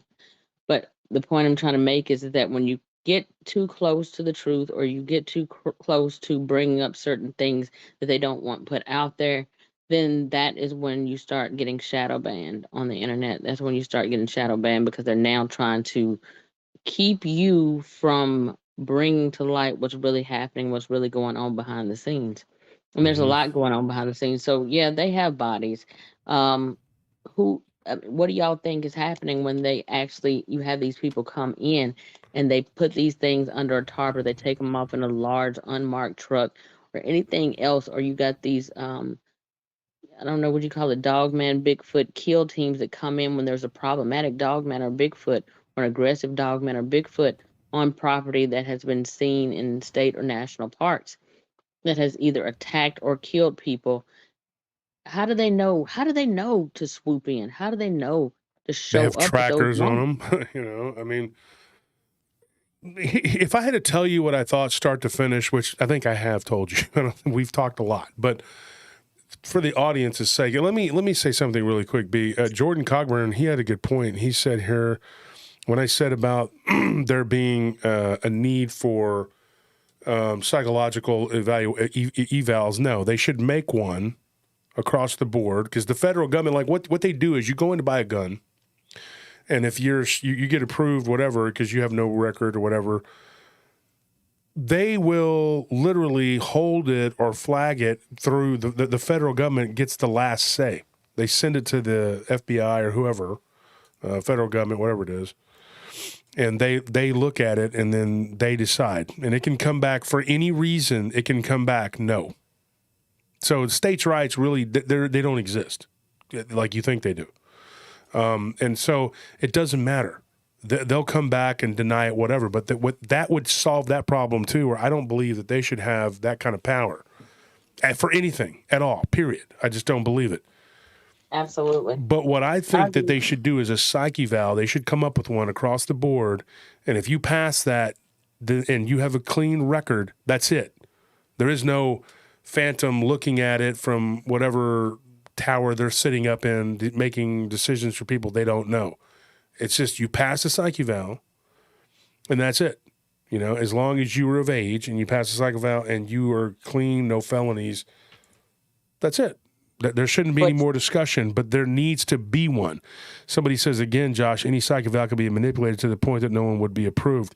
That's why I'm saying it should come with one across the board. Very simple things that you have to be able to pass. Because believe it or not, there are people who are psychologically so unbalanced that their version of the truth in their head, they'll put it on paper. And you'll be able to look and go, okay, this person is obviously not fit, because we were talking to a guy at Academy, and this guy literally, he told us that somebody literally came in there and said that what they were going to do with his gun. It may be a joking way, but he was like, dude, from what you just said, I can't sell you this gun. They got mad. Well, don't come in saying things like that. That right there, some people are stupid enough that they'll actually put that on paper. But, you know, all of this is geared toward a level of control and manipulation. And what I tell people all the time is I am totally for the First and Second Amendments. I literally got into it, you know, the last 2 weeks I've been battling because of a First Amendment issue. I mean, you know, I stand up for what I believe is correct. I'm not going to back down when I think that it's someone's right to say whatever it is they say. People could talk bad about me all the time. Do I want to censor them? No, because you're taking away that particular freedom, and it's going to affect you too. Now, do I believe in the right to bear arms? You better believe I do. I mean, you know, not just because I live in Texas and I was born and raised around it, but I believe that we need to have protection. And I think that it's gotten to the point now to where it's just absolutely freaking ridiculous. I mean, you know, and there's something going on here. And now getting to these dog attacks, and let me ask you this, Bettina. If you were to say what you thought was going on from beginning to end, would you say, and would this jive, because we kind of have a very similar view, but I don't know if yours is exactly like mine, but I'll throw it out there and you tell me what you think, because I personally come from a position of like, I believe that these things were around for a long time. I believe that there are people in high places, let's put it that way, who want to do something with these things. So they go and they grab some specimens. They turn them into a project. They go out, they get loose. They do what the other ones do. So that's why I've gotten stories of people who shot and did things to these creatures and there were no repercussions, and then others that did, and hell and all fire came down on top of them. People in unmarked vehicles. I mean, look at Joe Barger's story. They took his weapon away. I mean, dude, it was, you know, they harassed him. I mean, dude, I'm telling you that why? Because these things probably there's handlers for these things. I mean, it's just, you know. Absolutely. What do you think? I mean. Yeah. I also feel like when you say handlers, can you explain what you mean by that, and I can give you a better answer on it. Okay. Just come out and say it. I mean, spook, government agent, whatever you want to call them. Like, do you think these things are tagged for like physically tagged with a GPS tracker? And I'll give you a quick story. In some cases? Yeah, I'll give you a quick story, and you tell me what you think, Anthony, Bettina. I don't know. Tony took off. I don't know where you went to find his spirit animal or something. He's been gone for an hour. But anyway, we lost Tony. We don't know what happened. Tony's probably lost in the office somewhere. Yeah, he's wandering around. It's only like 1,000 square foot office, but he's managed to trying to find his way back. Okay. So what I think is, and I'll give you this quick story. This person claims when they were abducted, okay? This individual, she is African-American. She had been abducted since she was a child. Now, what's really weird is that she's a twin. They're sisters. I think we've talked about this too, but I've talked about it with Truth and Bass because they're African-American and they're both brothers. And when I had, I think it was Truth was on, right? Yeah. When Truth was on, he talked about the implants that they had. This particular girl, when she was like 11, I think she was 10, they had her on a craft, or what she thought was a craft. She wasn't 100% sure because she kept going unconscious and then coming back. She watched them take a small canine-looking creature. She couldn't say whether it was on hind legs or not. She couldn't tell if it was a four-legged animal, but it was a small wolf-like creature, and she saw them taking something out of its ear, out of the inside of its ear. Something that she said was like the size of a grain of rice. Now, whether it was just a regular dog or a Dogman, I don't know. But if they can use that, if the alien technology is there to do that, I'm pretty sure that, I don't know, they could do it to us, because our governments are always dealing with the shadow governments. They're always dealing with aliens and their technology. Look at how fast technology has come in the last 100 years. Yeah, I always had that thought even when I was like a kid. Mm-hmm. Like that if you go throughout history and you look at technological advancements for like over, centuries, like way in the past, yes, of course there's technological advancements, but it's not like night and day.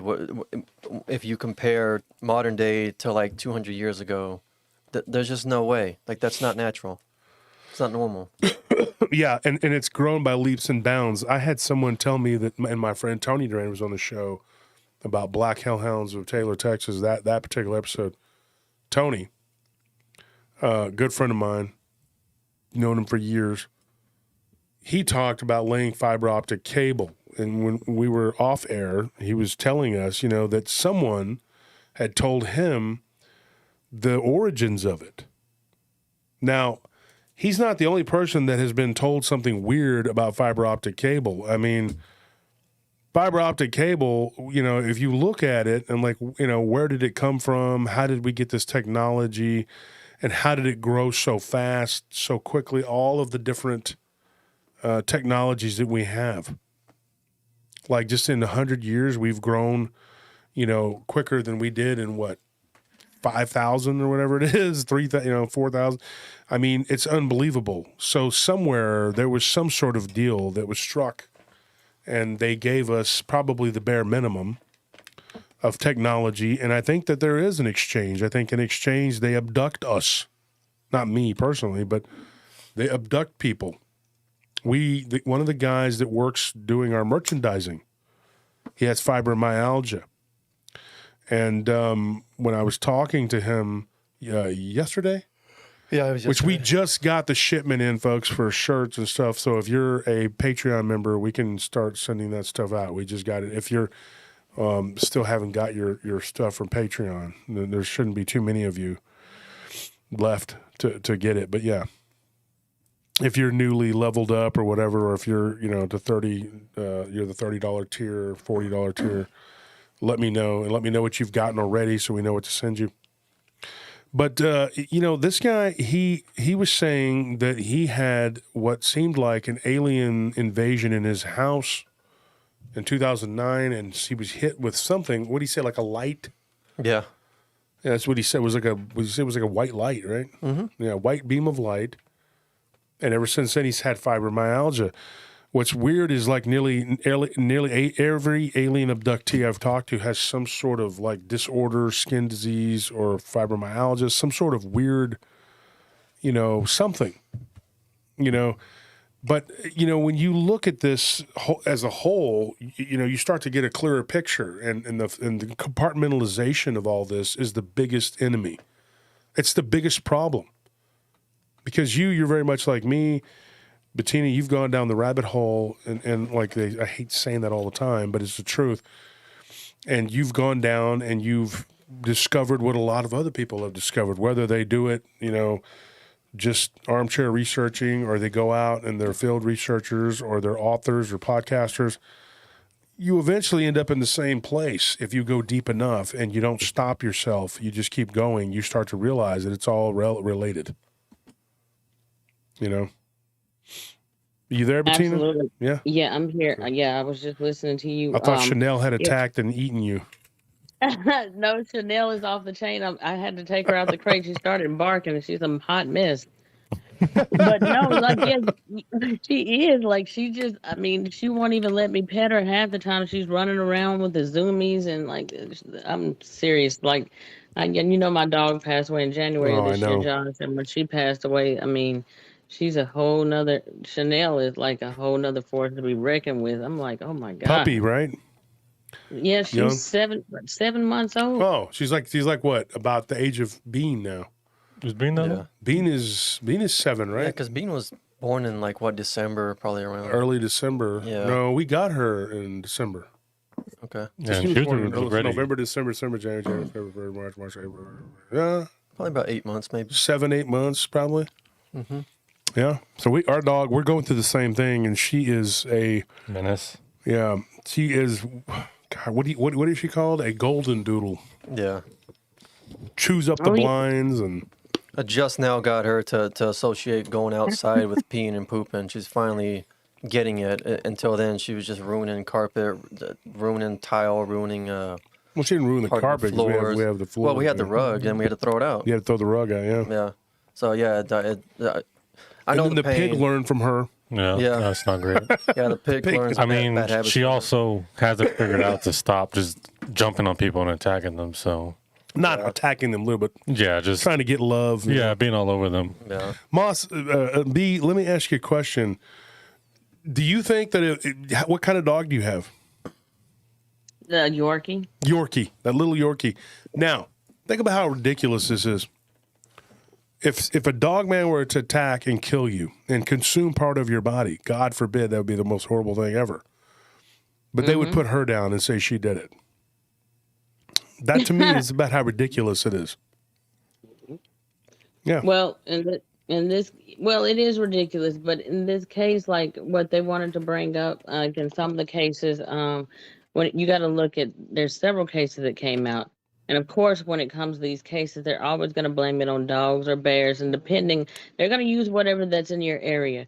Now in Tennessee, they can easily say, a bear because they have black bears there, and in any areas where there's wolves or anything else, they're going to use what that common predator is that's in that area. But sometimes that just doesn't always fit the narrative, especially when those certain animals are not native to that area. In the case of Brenda Hamilton, I'll go into the Cott County, Tennessee one Yeah. also, but there's multiple ones. But Brenda Hamilton, the 77-year-old school teacher out of North Carolina, that was found in that found in the ditch. She was a woman who got up every morning, like before the sun came up, to go on her early morning walk, and she'd get out and go on her walk every morning. When she would go out on her walk, like I think she would be accompanied by several of the neighborhood dogs, and so she was used to those dogs, and they were used to her, so it was never a big deal. Like I'm assuming she wasn't afraid of them, and plenty of neighbors had already seen her walking around with these dogs on several occasions. So when at one morning, the Chavez family, and I guess those were neighbors to Miss Brenda Hamilton, they actually saw her, and their dogs alerted them that there was something wrong.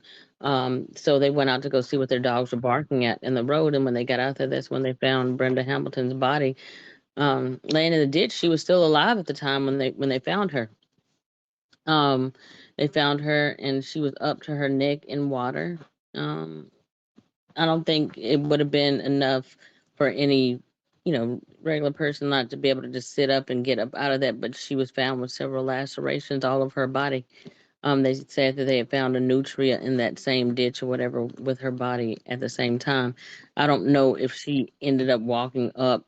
I don't know why they put that in the report about the nutria. If she ended up walking up on a dog man eating that nutria, and then the dog man saw her and was like, oh wow, like here's even more of a bigger meal for me to enjoy right now. So it decided to attack or kill her. The dogs that were with her were later found with, they tried to blame it on the dogs that were walking with her, but then when those dogs were quarantined and sent in for DNA testing, on that DNA testing, the DNA test results came back and ruled out any single dog that were around her at that time. They were found to be non-aggressive when the deputies got there, and not only that, none of the DNA that were in her wounds was brought back or attached to any of those dogs at all, any of the dogs that were quarantined. And then also on that research, as far as Brenda Hamilton was concerned, I also found that the DNA testing um, showed that the bite marks also couldn't be matched with any known animal. Even the number of teeth marks didn't match any normal canines or animals or land dwelling animals or creatures. And it said in the report also that Brenda Hamilton was consumed alive. Now, I understand that now this is North Carolina, and I don't know if bears are native to North Carolina. I don't know what their natural animals are in that habitat there, so I can't really speak on it. So I'm not sure. But as far as that's concerned, you still have to look at it. It was just too much.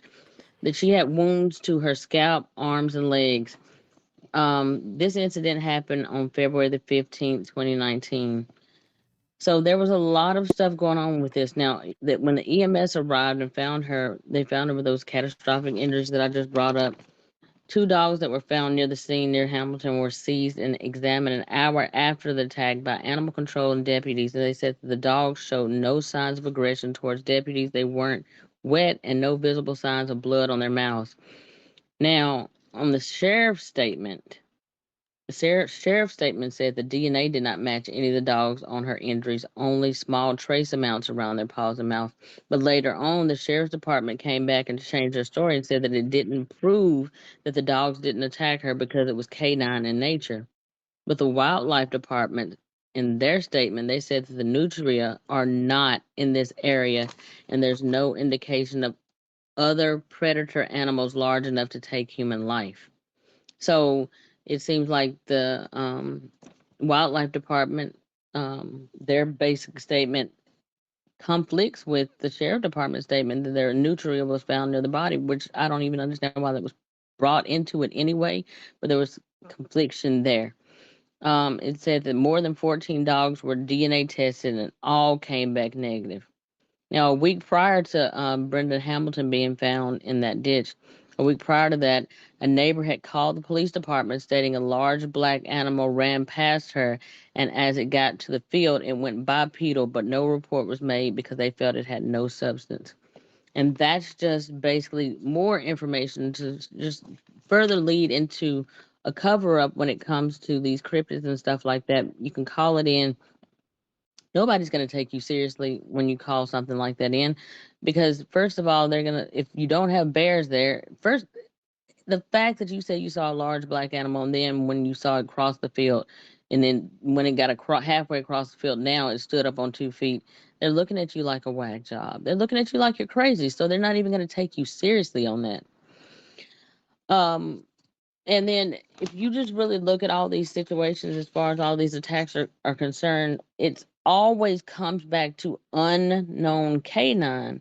And like I said before, when it comes down to unknown canine, and all the years like we've been living like here in the last few years, these unknown canine or unknown animal attacks are becoming more and more frequent. Why is that? And why is it always unknown canine?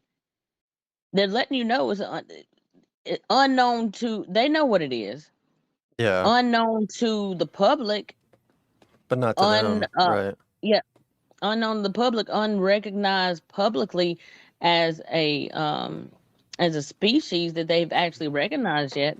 But like I bring up on a lot of the time on these shows, they know about these cryptids. You don't have to kill one and bring in a body and try to present it, because even if you present it and you called Fish and Game or the wildlife department, or if you call animal control or anybody, DNR, when you call these people, this is just my theory, I don't know, but I feel like that they've already been preempted and they already have been told, if you get a call about anything as far as anything Bigfoot, Dogman, or any other strange creature in these parks or anything like that, then report to this, call this number. I feel like that they have already been told how to deal with those cases.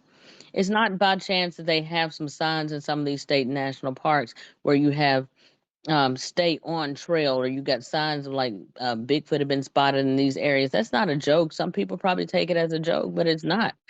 people are really seeing stuff out there, and the reports are enough to the point where I think that they're taking it seriously, but they can't admit it because they've been told not to admit this. And at all costs, do not, whatever reports you take, try the best you can to like try to turn these people away from saying what it really is.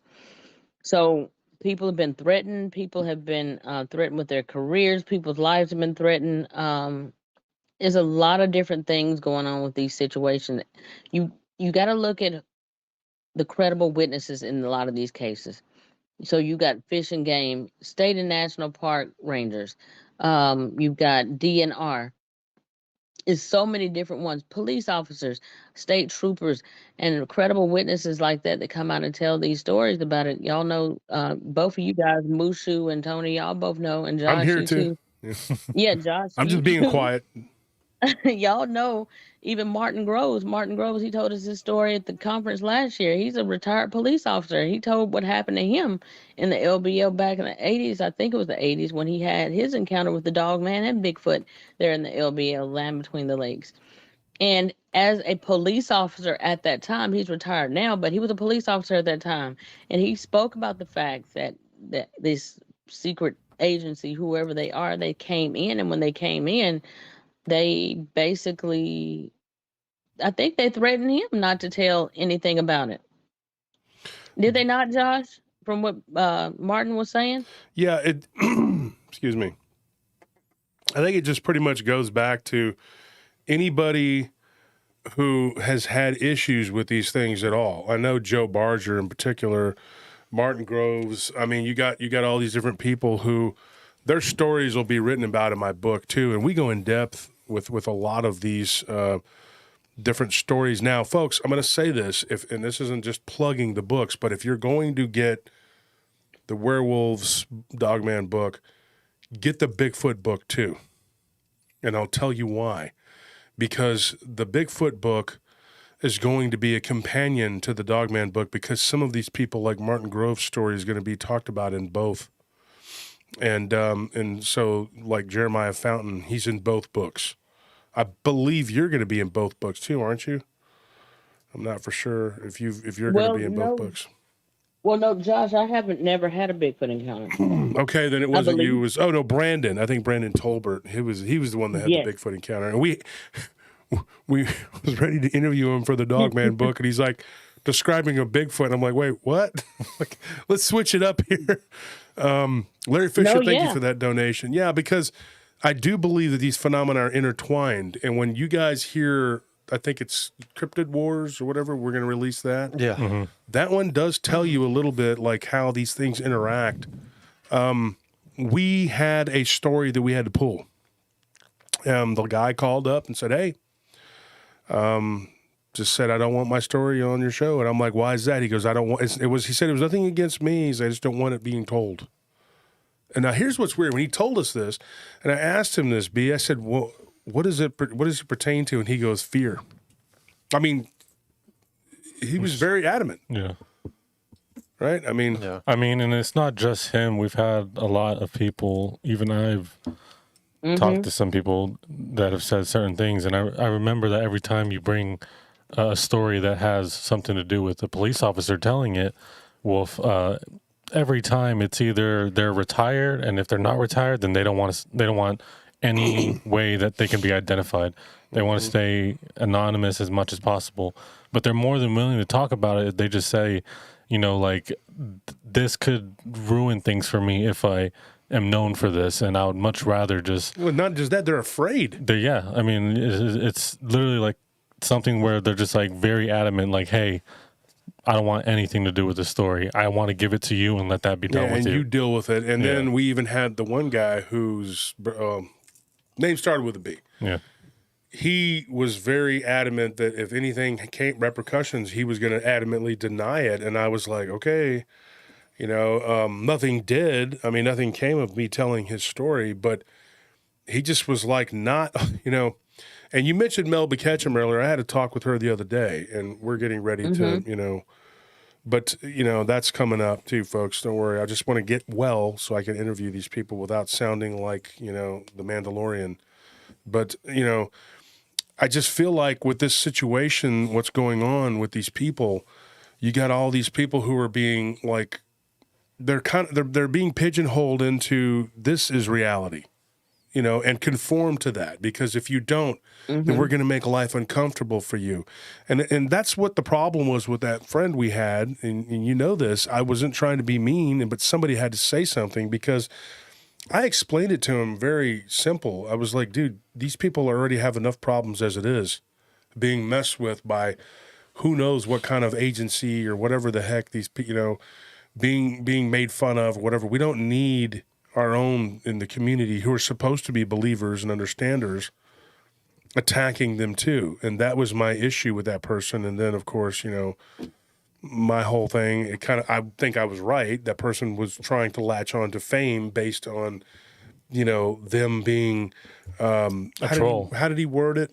What is it? No, I don't want to say, because he worded it like he was doing a service for the our community by calling out people who weren't legit or something. But all he was doing was attacking anyone who said that Dogman wasn't a peaceful creature. I mean, that's all he was doing. And then these dog attacks, and of course he went full tilt on you and me, calling out people who were supporting the narrative, I guess, and it would in Mike too from Abnormal Investigations, and I guess pretty much Barton, anybody else who did not, you know, who believed that these things could be dangerous. And then, you know, he was like, you know, full on, you know, everybody who said anything, he was jumping on them until finally I said something, and then it turned into a big deal.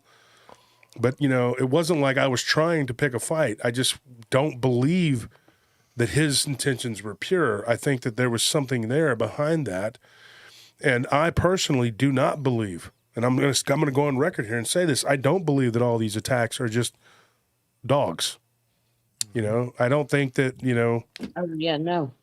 I don't think that they are. I definitely don't think that they are. There's too many cases.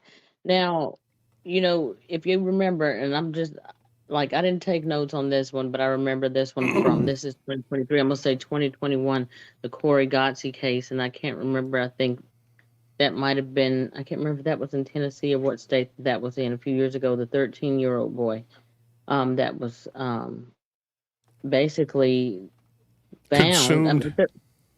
Yeah, he was found consumed. But the thing about it, that he I guess he went outside to play.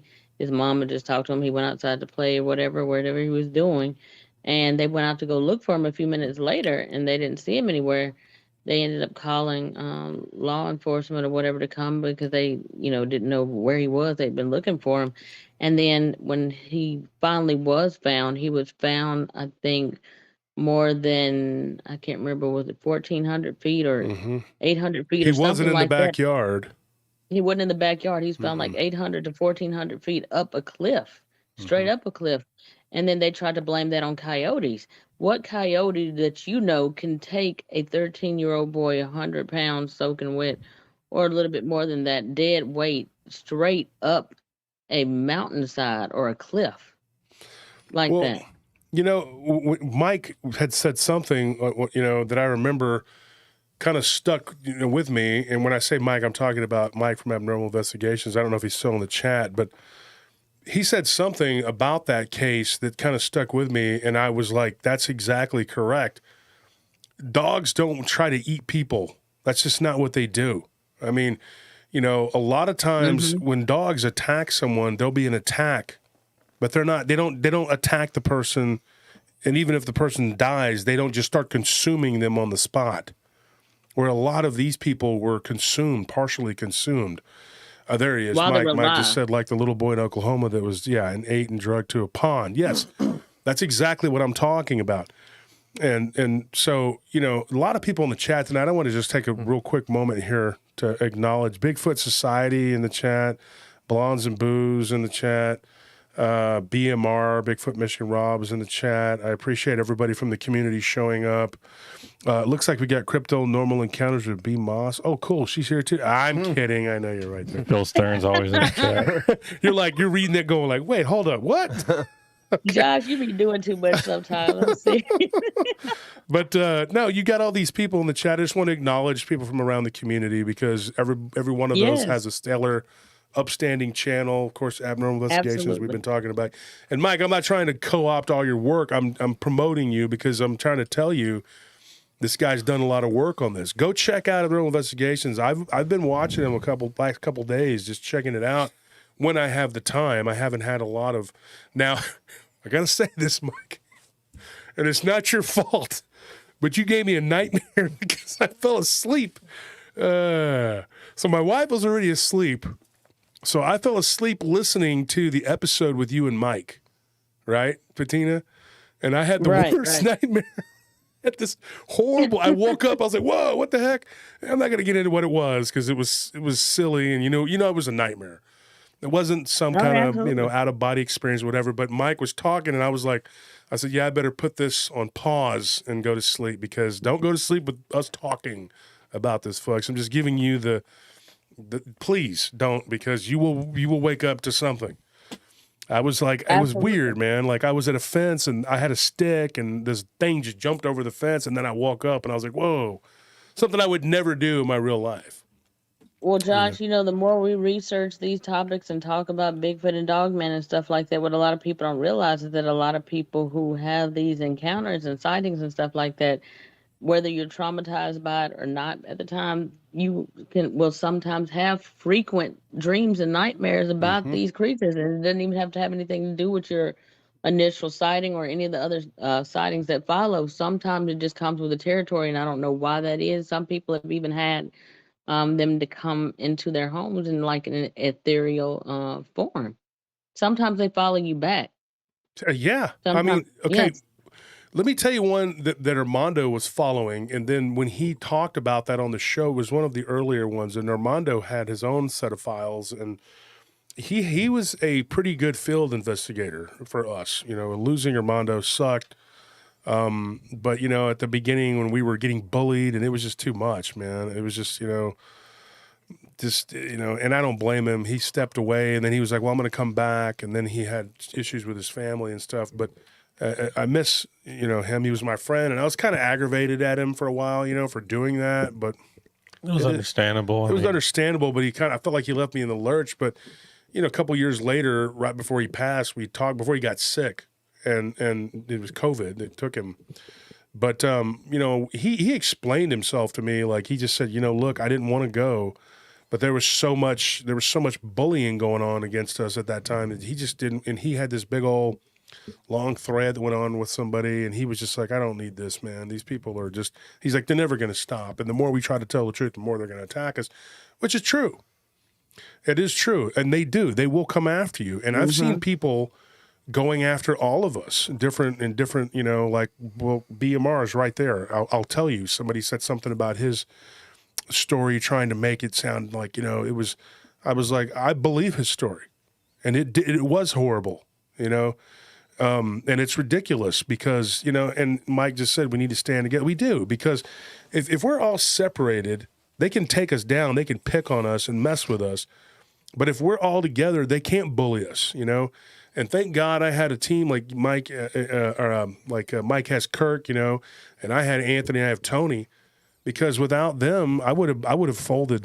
I couldn't have done it. I don't know how you do it, B. I mean, I've seen you get attacked just relentlessly, and it's absolutely. Just B's got that attitude in her, so she don't care. Yeah, I mean, and I've had to come in and help, and then they're like, "Oh no, you're starting drama again," and I'm like, "No, I'm just trying to protect people because there are so many people out there that I think they're just honestly, let's be honest, I think they're plants, because why would they dedicate their lives to messing with you? It doesn't make sense. It's like, what, they don't have any other thing going on in their life? There's too much effort put in. Too much effort put in. There you go. It doesn't make sense. They live off of it. They thrive off of it. And I heard Dark Water say one time that when it comes to the cryptid community, there's a spirit attached to it. There's a spirit of negativity and like drama and strife, competition and bullshit. And I'm just serious. Like when it comes down to it, I just don't have time for it. And the reason y'all see me fall back at times and just not do a show for a while, because sometimes I got to recharge my batteries and I have to regroup. Well, that's when I got to reach out to you, because I know I told Nellie. Nellie knows too. We notice when you don't do a show, I'm like, yep, she's going through something. They're getting to you.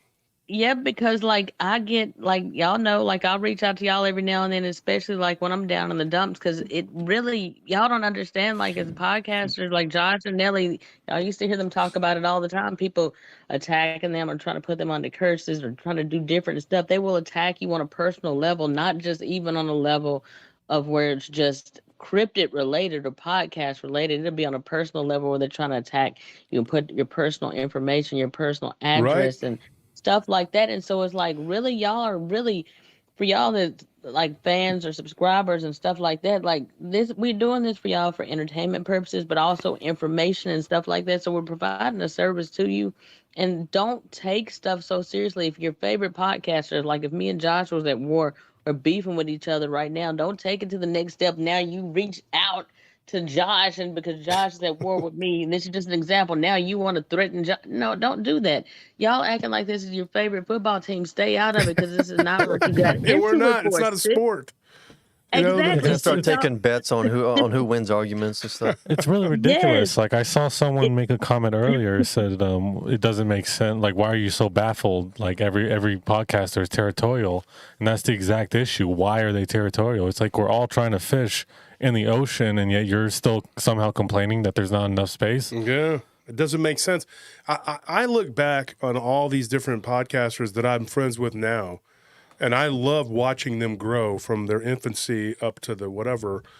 And I said this the other day, and I said this to these guys. I said it to my wife. We were out, and we were taking a drive. We had to go from North Austin, South Austin, and we went the long way. It was a pretty drive. It's very pretty. And I said something, and I'm not tooting my horn. I'm just saying, when I see my friends doing well, I'm happy for them, because I don't have to worry, because they're doing good. If they're really doing good, you want to make sure that they're okay, and then you can feel good about it. That's what true friendship is. That's what you do. But some people, it seems like if you tell them that you're doing good, they don't celebrate that with you. They just become envious. And I've said this before. I think it's our generation, B. I think it's our generation that is we're very, as they say in Spanish, chicante. And they don't want to be, nice and good and have that. They think they're better than me. They got a Mercedes, huh? Okay, yeah, okay. Like why you got to be like that? You should just be happy. Yeah, you could see someone teleport and be like, well, yeah, because Huh? Don't nobody want you to be happy. They don't want to see you doing good. No. Some people have glory and pride in seeing you go down. Some people cheer for that. And some people want what you have. They want the success that you have. And it's ridiculous because at the end of the day, like when people are over there looking at it like, just like the conference last year, well, you're just, Josh, she's not even, she's not been in it this long, or you're like, you're just doing it because she's black or she's a female. Like, who cares? You know what? At the end of the day, I look at it like y'all worried about the wrong stuff. Well, for whatever reason, Josh is cool. Me and Josh sat down. We had a talk for 3 hours when we were squashing the stuff with Marvin and I talked to Nelly and stuff like that. And at the end of the day, we just realized we're ordinary people. And at the end of the day, where y'all look at it like, oh, you're our favorite podcaster, we're still regular people. We still have regular 9-to-5 jobs. We got right. feelings and emotions and stuff like that, just like y'all do. So when you come on the attack or you send threatening emails and stuff like that, like Josh has feelings. Josh, don't do that, because you were causing people to have a whole lot of undue stress that's not necessary. So if you support somebody, then support them. You may not like whoever they have on the show. You might not. You might feel like, well, I don't like their style of doing their podcast. I don't like the fact that this one narrates it. Well, okay, you don't have to like it. Don't go over there. Simple don't as that. listen. You might even Simple as that. wholeheartedly just disagree with something we say, but at the same time is like we welcome that. We're not saying that you have to agree with us. We're more than welcome, or we're more than willing to put out wrong theories and stuff like that if it gets you to think and somehow lead us to the right path. And I think a lot of the time people will say that or see that, and instead of sitting back and thinking, they'll instead just be like, okay, I'm done with all this, then I'll just go find somewhere else where it'll lead me, or they'll say exactly what I want them to say. And then it's like, oh, what's the whole point of that? You're not really doing anything besides just being in a vocal box. if these people only Or knew how chamber. much that, echo chamber. If these people only knew how much that I've seen Bettina go through, if they only knew, because like I tell them, they only see 10% of the attacks. They don't. They're like, oh, you're always talking about. No, we're not, because I'm giving you a small percentage of what actually I deal with. I've seen what you've dealt with and what you deal with, and what you actually complain about is actually a very small percentage of what you go through. I've seen it. I've watched you go through it, and we sat up many a night talking with you about it, and you were hurt. And I told you, look, I've been here too, you know, and I guess maybe reading some of the hate kind of helps, because then you see my God. what I go through. You're like, yeah, these people, they hate you. Well, it's like I was telling Wolf the other day, or it was just yesterday whenever we were running some errands, that it's not even a person. It's not a person or people, if you really think about it, who are attacking you. It's a spirit. It's a spirit of envy. So like, that's why those people, they're just vessels for it, and they're always going to be there. You know, you defeat one enemy, or you silence one hater, and There's another one right there. It's like a hydra. You know, two more pop never up ends. because it's They come in a spirit. droves. Yeah. Yeah, and now And, to mention, or you can go ahead. I mean, yeah, it's like they can see you. Okay, these people, they can see their peer, like, let's say, learn to fly or learn to teleport as a mode of transportation, and they'd be like, oh yeah, they're just doing that because they don't got a car though. Yeah. They're just flying because they're broke. They can't afford no truck. They can't afford no Hellcat. What's also really annoying is that, like, they'll read into anything you say, like an English teacher. Like, you'll say the simplest line, like, oh, I love the blue sky. And they'll be like, oh, you don't like the black sky? You don't like the dark midnight? You don't like the moon? You don't like purple? They'll just take what you say and expand upon it and take it in a different direction entirely from what you're really trying to. What your point was truly, that you're just baffled by it, and you have no real way to, like, retort it, because it's like you don't even know how they got to that point. Well, you know what you said earlier, B, about people accusing me of bringing you to the conference because you were female, because you're a black female, whatever. We talked about this with you and B, and you were like, it doesn't matter. If we didn't invite her, they'd be like, oh, you didn't invite a black female. And if you did invite her, oh, she's a black female. It doesn't matter what. Yeah, I mean, that's there's exactly. no winning choice in anything we do. Anyone who listens to Bettina speak for any amount of time and still has this idea, like, that she is where she is because she's being pandered to, is just not a very smart person. They're full of crap. You know? I mean, at the end of the day, it was very simply like, Bettina's our friend. We like her a lot. So, of course, she's allowed to come to our conference. It had nothing to do with anything else. I'll say this. The main thing you did for me, Bettina, was you brokered the peace between me and Marvin, which still exists to this day. Me and Marvin are still friends. And you did that. Other people try to take credit for it, but you're the one that did that. Yeah, just real quick, Bettina, I think we're getting some feedback on your end. You might need to turn your speakers down if you're listening to the show. Okay, it's gone now. Are you there, B? Yes, I'm trying to deal with that sound. Hold on. Okay, because you're way off. Yeah, and DW said it like this. He said it does. You said the same thing you did, Anthony.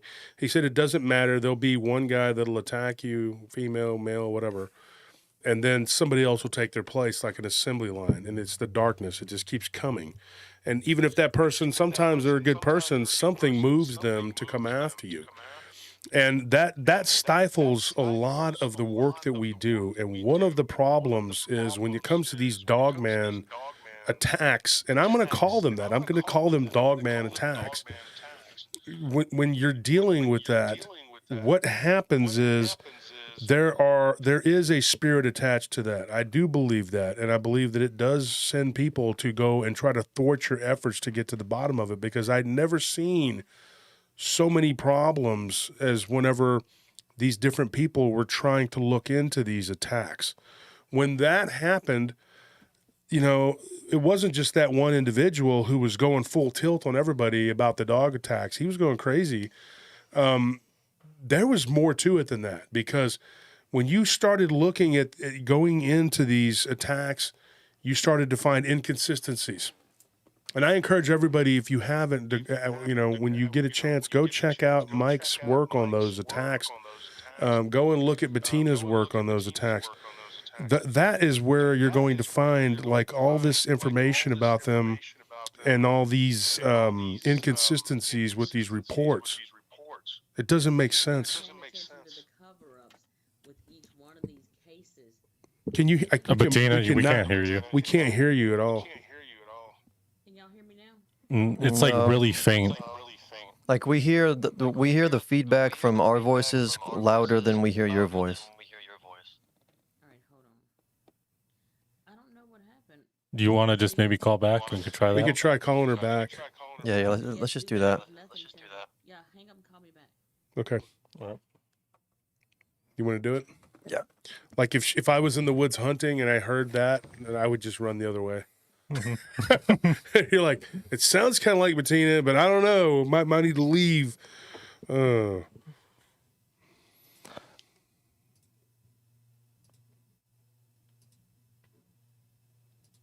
think someone said it best. If I heard something weird in the woods, I just call 911 or get someone else to do it because it's way above my pay grade. Yeah, exactly. I mean, what are you going to do? I mean, Josh? Yeah, there you are. That sounds Is it great. better now? Yeah, it sounds great. My brother just said, like the movie with Denzel where the demon jumps from person to person just from a touch. Yep. There you go. There's a very, very good analogy right there. What you have to understand is like that you can't make peace with everybody and you can't please everybody. Mm-hmm. And so when it comes down to that, for me, knowing that and realizing that you're gonna have people that don't like you just because you're black, or just because you're Hispanic, or just because you're a woman, or just because they feel like that they are jealous, or because they feel like that you have a better podcast than them, or you have more information than them, or because you're getting more notoriety, or you got more followers, fans, subscribe. And it's ridiculous. It's like at the end of the day, like if I stay at 3,000 or 4,000 subscribers on my channel forever, I don't care about that. I don't care about that versus the next person that's got 100,000. That's not what I got into it for. I'm just a regular person. I'm a dental hygienist at the end of the day, y'all. Like I'm a dental hygienist from Huntsville, Alabama. So and basically like where I am right now as far as like subscriber count and stuff like that, like I'm at a point where I can get monetized, but I haven't even tried to get monetized, maybe because I'm too lazy to even try to put in the work to do what it takes. And Josh does, his shows, and he's doing Josh does pre-recorded and he does his live shows through YouTube, and I know how to I can do that.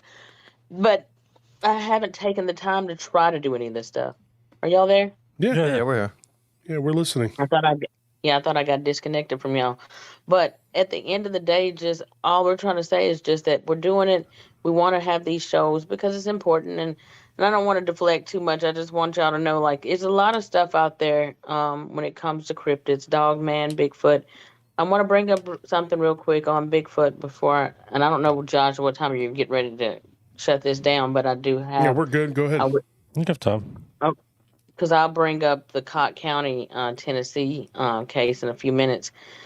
But what I want to say is that another thing I want to bring up as far as people who want to bring in a body or think that the government doesn't know about these things, they know about it. And if they didn't know about it, now I'm not saying all levels of the government or all different areas of the government know about this, but certain ones do. And I do feel like there are kill teams that come in and deal with these creatures. I do feel like can't remember, it was Tony or Moose who said earlier, I do feel like Josh said that some of them are tagged because there's been people who have actually said that they've seen them with a tag on their ear or something like that. So when it comes to these things, and then you have to also take into account some of the cases like Lance Hightower brought up on his show, Monster 911. I think I'd asked him at one point, how do these people know in some of these cases when somebody has been attacked or killed by a Bigfoot or Dogman? How do they know in some of these cases how do they know to show up when they've not even been called at all, period? And he was saying that one of the things is that, like y'all said before, that they have tracking devices on these things. And then they also have some other type of high frequency device also that calls them in, I think, and that also has some type of level of control over these creatures as well. So I just wanted to throw that out there. One couple of the shows he had on there when he was talking about these cryptids, one of the things he mentioned was the fact that There was this guy, he was at a park and he was watching these kids at a birthday party. Um, and I guess it must have been they were playing with pinatas, and as he's parked there, and I can't remember why he was parked there, what he was doing, but he was sitting in the park, he was in his vehicle, and he's sitting there, and he had his camera and stuff with him for whatever reason, but I don't know if it was his phone or his camera. I think it was on his phone, but they were playing with the pinata, and he looks off in the distance, and he sees something he's never seen before, peeking back and forth from behind a tree, rocking back and forth, looking and watching the kids getting more excited. The more that they hit this pinata, the more excited this dog man got. It just kept looking. It was looking, it was rocking back and forth. And different times it was seeming like it wanted to come completely out from behind this tree. And as he's watching this, he's trying to contemplate whether he's going to go up and say anything to the family or not about this creature that's watching these kids. I can't remember on that episode or not whether the family were ever aware of the fact that that this thing was watching those kids, but out of nowhere, he said these people pull up next to his vehicle. And when they pull up next to his vehicle, as they're driving past his vehicle, all of a sudden his dog that's in the car with him starts going into a full-on seizure, foaming at the mouth and everything. Mm. So the dog heard or sensed something that they couldn't sense. It was some type of high frequency device or whatever that caused that dog to seize when it went through there. That was the second or third time I've heard somebody talk about a device like that where their dog actually went into a seizure or it affected their dog. So there are things like that, and it makes me think back to some of the Hollywood movies that we've seen, like that movie Rampage with The Rock, when you had I can't remember the name of it. His name was George. It was a white gorilla Yeah. out in the at that, and then you had that giant wolf Ralph. that was like a Ralph, a super wolf. At that, you got this kill team that's out there to take it down, and it wiped out that whole kill team. Which you've also heard some cases like that on some of these Dogman kill team stories, where they pretty much wiped out the team, or military officials have gone out there and they've taken people out. But then also during that movie, if y'all remember towards the end, they had some high frequency device that was calling them in. Mm-hmm. So a lot of times they're telling you stuff subliminally in movies, and I can't say that's for sure or that had anything to do with that. No, I It just makes you agree. think to it. Uh-huh. I agree. Let me throw this at you in the audience too. We know that, there's all these people that go, well, I believe in science and blah, blah, blah. But then when you throw it at them, then they don't like it. But I'll throw science out there and I'll say, we know through our current science that everything is vibration. Everything we are is vibration, and it causes, everything to rub together and move together in a certain way, and it's frequency and vibration. If you watch the movie with what's his name, with the one the new one, what's the actor's name, the with Eddie Brock, Venom, what's his name, Tom Hardy. Yeah. If you watch Tom Hardy on there, you know how like they show Venom, and then they did it in Spider-Man 3 too. Of course, it's in the comic books. I was reading them since I was like a kid, but they show that symbiote creature flipping out when it hears the bells, when the frequency, the vibration changes. There are different frequencies and different vibrations that you can tune into, like 888. 777, different types of, megahertz and different things that heal and do different types of frequencies that do different things. That's why you have different types of like chants, like, they do different things because everything is frequency and vibration.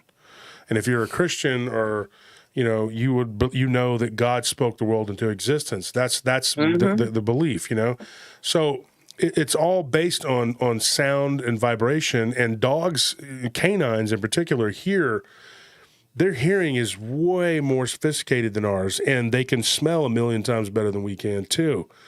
Like they see with their noses. They literally live, their world is like seen through their nose.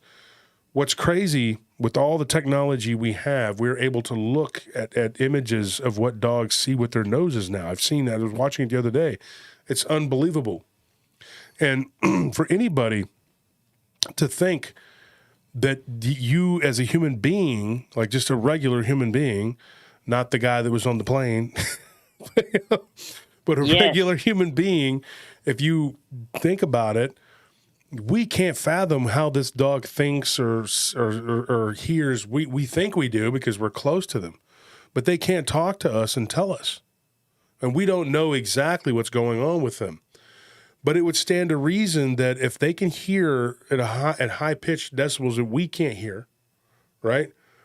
If you think about it, they are susceptible to that. So whatever this trigger could be for these canid hybrid human, whatever they are, that it's going to affect your pet. Fido is going to be affected by it too, just like, and so, yeah, what you're talking about, I've had that. Somebody was telling me that they were walking through a park, and I think it was like up in Madison, Wisconsin or something, and their dog, they walked by this guy who they said looked weird and was like, they caught a split second of him sort of morph really quickly. And the person that told me this, they're half Chippewa, and they were telling me that they believed that it was something, like on par with like a shapeshifter, like a skinwalker, but they didn't use the term skinwalker, but they said something like that. And this dog that they were walking, literally their Doberman Pinscher like started freaking out and like jumping around and just shaking, and it was a dog that's very well trained. It had even been to obedience school. But when this person was doing what it was doing, which was like 20 yards away, when they got close to them, and it looked like this person was involuntarily like seizuring or something. And when people were like kind of standing there, like, "Are you okay?" And then this person like jumped up and just walked off and then ran. You got a person's word that says that they thought that they saw this person start to grow a snout, but then it stopped. And then, so think about it. Okay. If that case, and the person that gave this to me, okay, his name was Daryl. But if Daryl's case is to be believed, like, right? Okay, I'm not saying that he's not telling the truth. And then his dog, I think his dog's name was Missy or something. If the Doberman Pinscher, if she started freaking out because there was some sort of vibration coming off of that guy, she didn't know it or whatever. She just saw something kind of moving on the face. That dog was getting 10, 20 times whatever she was getting. Or he was getting. His dog, she was getting the full Monty. You know what I mean? Yep. Well, episode 442 on the confessionals with Tony Merkel. It's just funny that you mentioned those frequencies and those hums and vibrations that you were just doing. On episode 442, I listened to that. Just so happened to listen to that episode today. And on that episode, I don't know if some people saw this TikTok video that the guy, who I can't remember his name now, but he did a TikTok video, and on that TikTok video, he was just out there trying to resonate with nature, and he was taking pictures of deer or whatever and stuff like that, and he was going to upload it, and he wanted to show that he was able to call a deer in by doing these vocal harmonizations or whatever, vocal calls or whatever he was doing with that. And when he did that, he brought in a deer, but then he said that on that episode, he said when he did that, he said that basically people in the comments were like, "It's funny that you just, tuning into that deer. What about the other weird stuff that's in the background?" And there's a Bigfoot in the background that's actually like back in the distance listening, I guess, and watch. He called in a Bigfoot by that. So that episode is episode 442 on the confessionals with Tony Merkel, and that episode is called The Bigfoot Summoner. But I guess this guy's actually able to call these things in by doing those vocalizations. But y'all listen to that episode because it's very interesting. Yeah. Edith Gomez said she saw that video. It was very interesting. You've interviewed Kumbo too, right? Mm-hmm. Yeah, Kumbo, because he was on my channel, and me and Barton went, down the rabbit hole with him. And the shofar horn is said to be an ancient object that can summon Bigfoot, Dogman, all these different cryptids. Some people believe that it goes back to King Solomon and that he used them to summon demons. And then he had this ring that was given to him by God. That's the story. That's the legend. And of course, the Song of Solomon. Then there's the Key of Solomon. And then the Lesser Key of Solomon. And then it goes on and on. But there's all these different versions of what is what. But I do believe that there's something to that because, you know, and this is another reason why, and I keep touting this, is why it's so important to have the full, you know, this decompartmentalization is most important, and it needs to happen. It has to happen. My friends, a couple of them were from MUFON, work at, you know, with MUFON, whatever. One of my friends, Christopher Jordan, you know, he's been on the show. He was on the show, about a month ago? He was he was on right after David Weatherly. Yeah.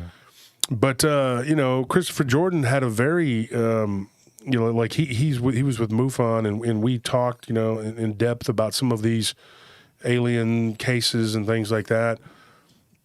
One of the things that comes up is when someone is an abductee, and if I didn't take these cases and these stories, I couldn't compare them or give you information that I get from them that has to do with the cryptid community or, you know, and how ghosts and all that, how it all ties together. But one of these cases I got from a MUFON friend of mine, she lives out in California, and she was saying, and I think we may have talked off camera or maybe on, I don't know if we did it on or off with Christopher about this. But me and Barton, when we were doing our series of Bigfoot stuff, we kept coming up against alien abduction. It just kept happening. Like Jesus Payan, you know, from Breaking Bad, he was on, and it was like it began with alien abduction. And after the third or fourth interview, I told Barton, I said, man, 3 out of 4, and every one of them is alien abduction. And then later they're seeing Bigfoot. I don't know what that is. I don't know why that is. Okay? Well, I got some theories on it. Well, hold on. Before you go into it, and that's what I was going to get to, and I want to hear what you have to say. But this is I was going to tell you, you know, I had an abductee case. I don't know the person. I have not interviewed this person yet, but I was given the file about this person from someone from MUFON, and they've already said that person wants to talk to me and that they're willing to even maybe come on the show. I don't know. Depends on how well they communicate. But this person, she was an abductee for 13 years, okay? It started when she was a teenager. She's in her mid-20s now, whatever. When she was a teenager, she started, you know, and so she's had multiple experiences. And one of the things they did was they put these devices on either side of her temples, and they blasted frequencies into her, you know, to where with those, and they had, there again, they had a dog, not a Dogman or anything like that, just a regular, what looked like a lab. And these beings were experimenting, and that didn't have anything. Then when they put something on the inside of the dog's ear, she reacted to the sound, the dog didn't. This is part of the file that I read. I read it really quickly earlier today, and then yesterday I've been real busy trying to finish the book, so I didn't have a whole lot of time, but it was so interesting I started reading it. But it was weird because it was like they were doing an experiment on her, and then the dog was picking up this, and then eventually they synchronized it to where they were both picking up the same frequencies and they were both freaking out. Then they took the deals off of her, and that's how they synced it up. Like they were like, and then she could hear, now she hears high-pitched frequencies on a regular basis that other people don't hear.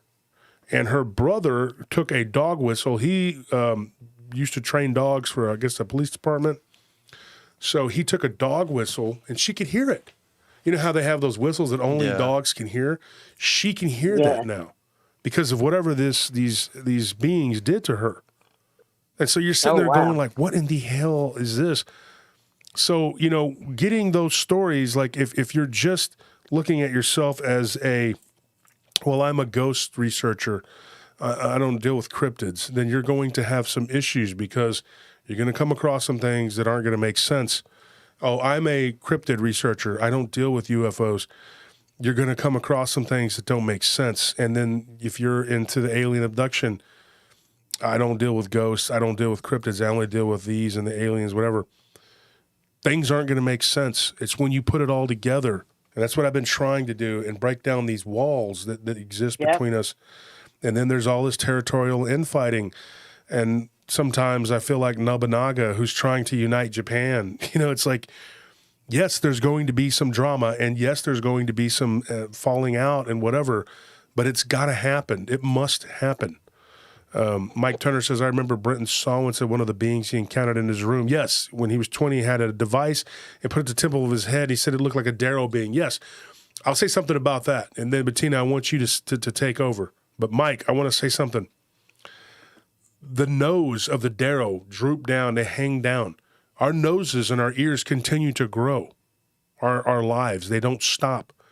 Very odd that the Darrow have these really elongated ears and elongated noses. Why do you think that is? Because they're ancient creatures. They live for extraordinarily long lives. That's why in Buddhism, long, big earlobes indicate wisdom. Wisdom, because exactly.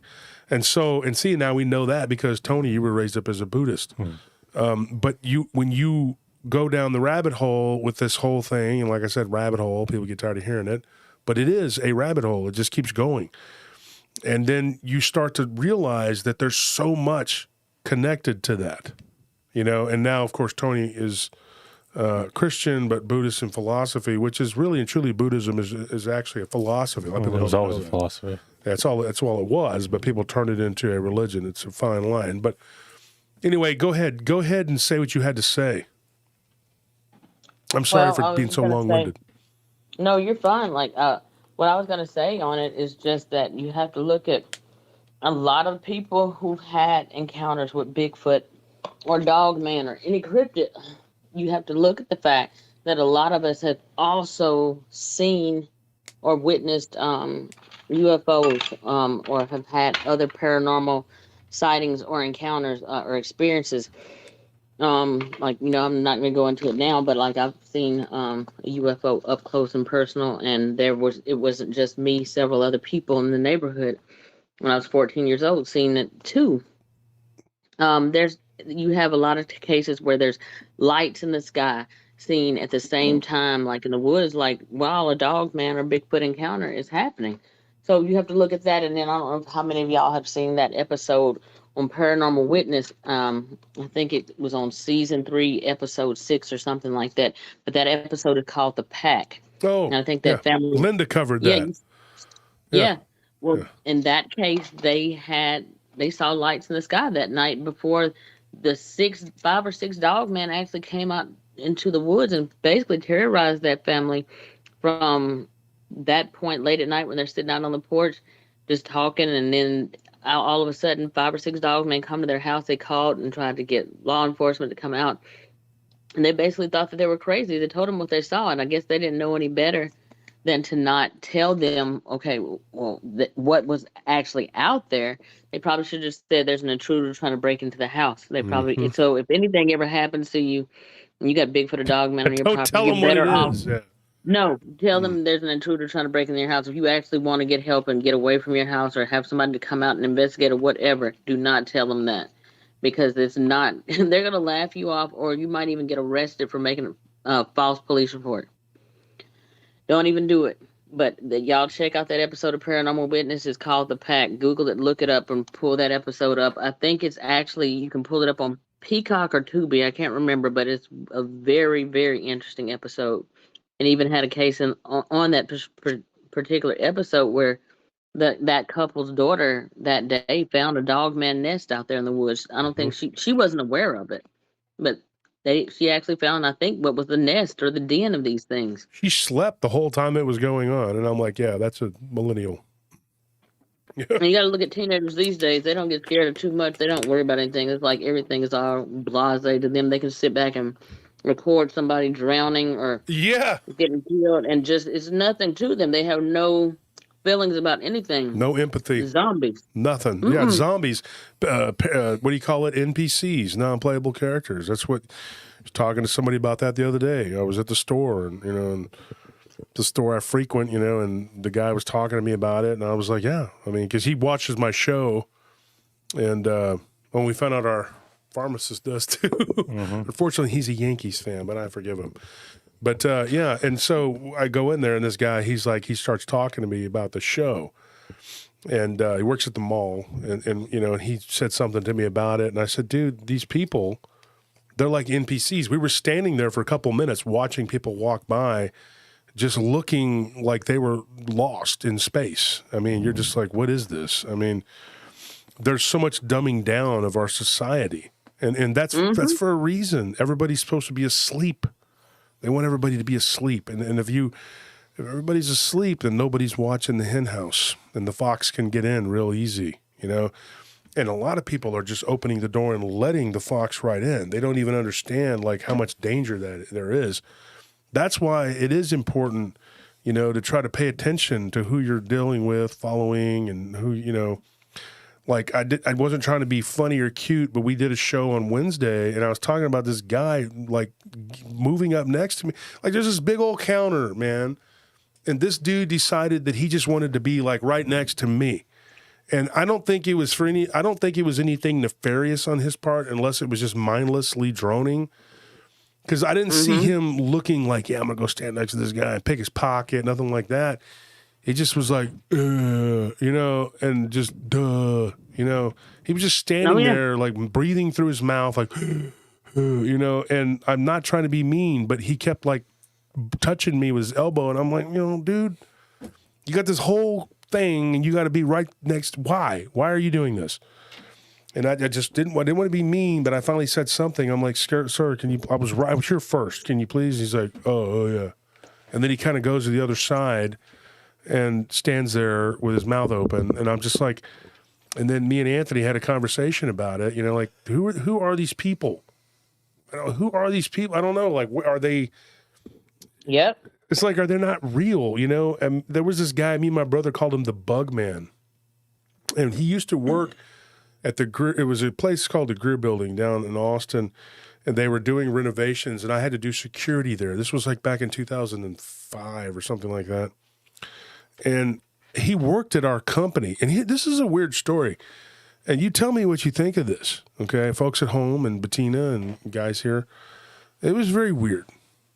You know, I don't know what to make of this guy. He did not speak good English, and so I thought maybe he was an immigrant, but I wasn't for sure because he couldn't really talk.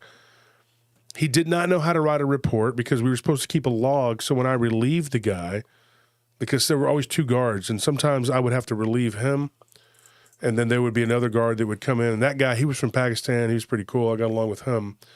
And then there was an African-American lady, and then that guy, the bug guy. I call him that because I got in the elevator with him and one of the guys my brother worked with, okay, this guy Sean, and we were all three in the elevator, and he was standing behind us, and he was like,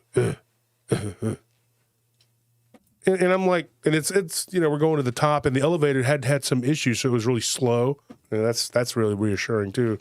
And I turned back and I look at him, and he's in his uniform and I'm in mine, and I turn back around and I'm like, and then he's like, what's this guy doing? And I know if my brother, if you're in the chat, D, I know you remember this. And finally my brother turns around, he's like, are you okay, man? In front of all three of us, dude, he moves his face like this, and it looked like his eyes, I don't even know how to describe it, dude. Like, if text D, see if he's in the chat. He's right there. Okay, I see D's right there. Diablo. Okay, I know he remembers this, and this guy in front of Sean and me and D, and Sean was, I believe, the construction superintendent. In fact, I know he was, and he used to have a place over there at the Domain. And we've been friends for years, and we all kind of turned around and looked at the guy, and we got off the elevator, and Sean was like, he always had a big old wad of chew in his mouth, and he's like, what the hell was that? And I'm like, I don't know. And he goes, he works for your company? And I'm like, yeah. And he goes, I don't want that guy around my job site, man. He's weird. I tried talking to him, and he turned around, and he was like grunting. So I went to my company when it was paid. It was a couple days from Friday. We got paid every other Friday. So I went to my company that I worked for, and I said, hey, the guy that ran it was a really cool dude, ex-Marine, awesome guy. His son used to bodyguard the president of Afghanistan. Really cool guy, him and his son. And so I talked to him, and I said, look, man, you know, the guy's name is Neffy. That's all it said on there. I don't know if those were jumbled up, made up word or what. And he goes, who is this guy? This is what happened. And tell me if this isn't weird, B. Like, he starts looking for this guy's paperwork. There's no paperwork. You have to have actual little paperwork to turn into the state. There was no paperwork on this guy. And then Benny, the guy that was the main field cap, the head guy below him, below the operations manager, I asked Benny, I said, Ben, I was a lieutenant at that company. I could have been a captain. I didn't want to be. Too much work and not enough pay. So I told him, I said, can you look up the file for John, because he's having trouble finding this guy, who this guy is. So he looks him up. Not one report had ever been filled out by this guy. There was no application. No application. Who was this guy? Like, who literally? Now, and this is why I think I get into so much stuff, because I took it to the next level, and I'm like, we need to find out who this dude is. Is he registered with the state? That company was meticulous about keeping records, just like mine is. Okay, you get audited by the state every year. Okay, sometimes more. If they feel like they need to crawl up your behind, they will. They don't play around here in Texas. So they did not have any record of this dude. And they're like, well, at the very least, he needs to be registered. How did he get the job?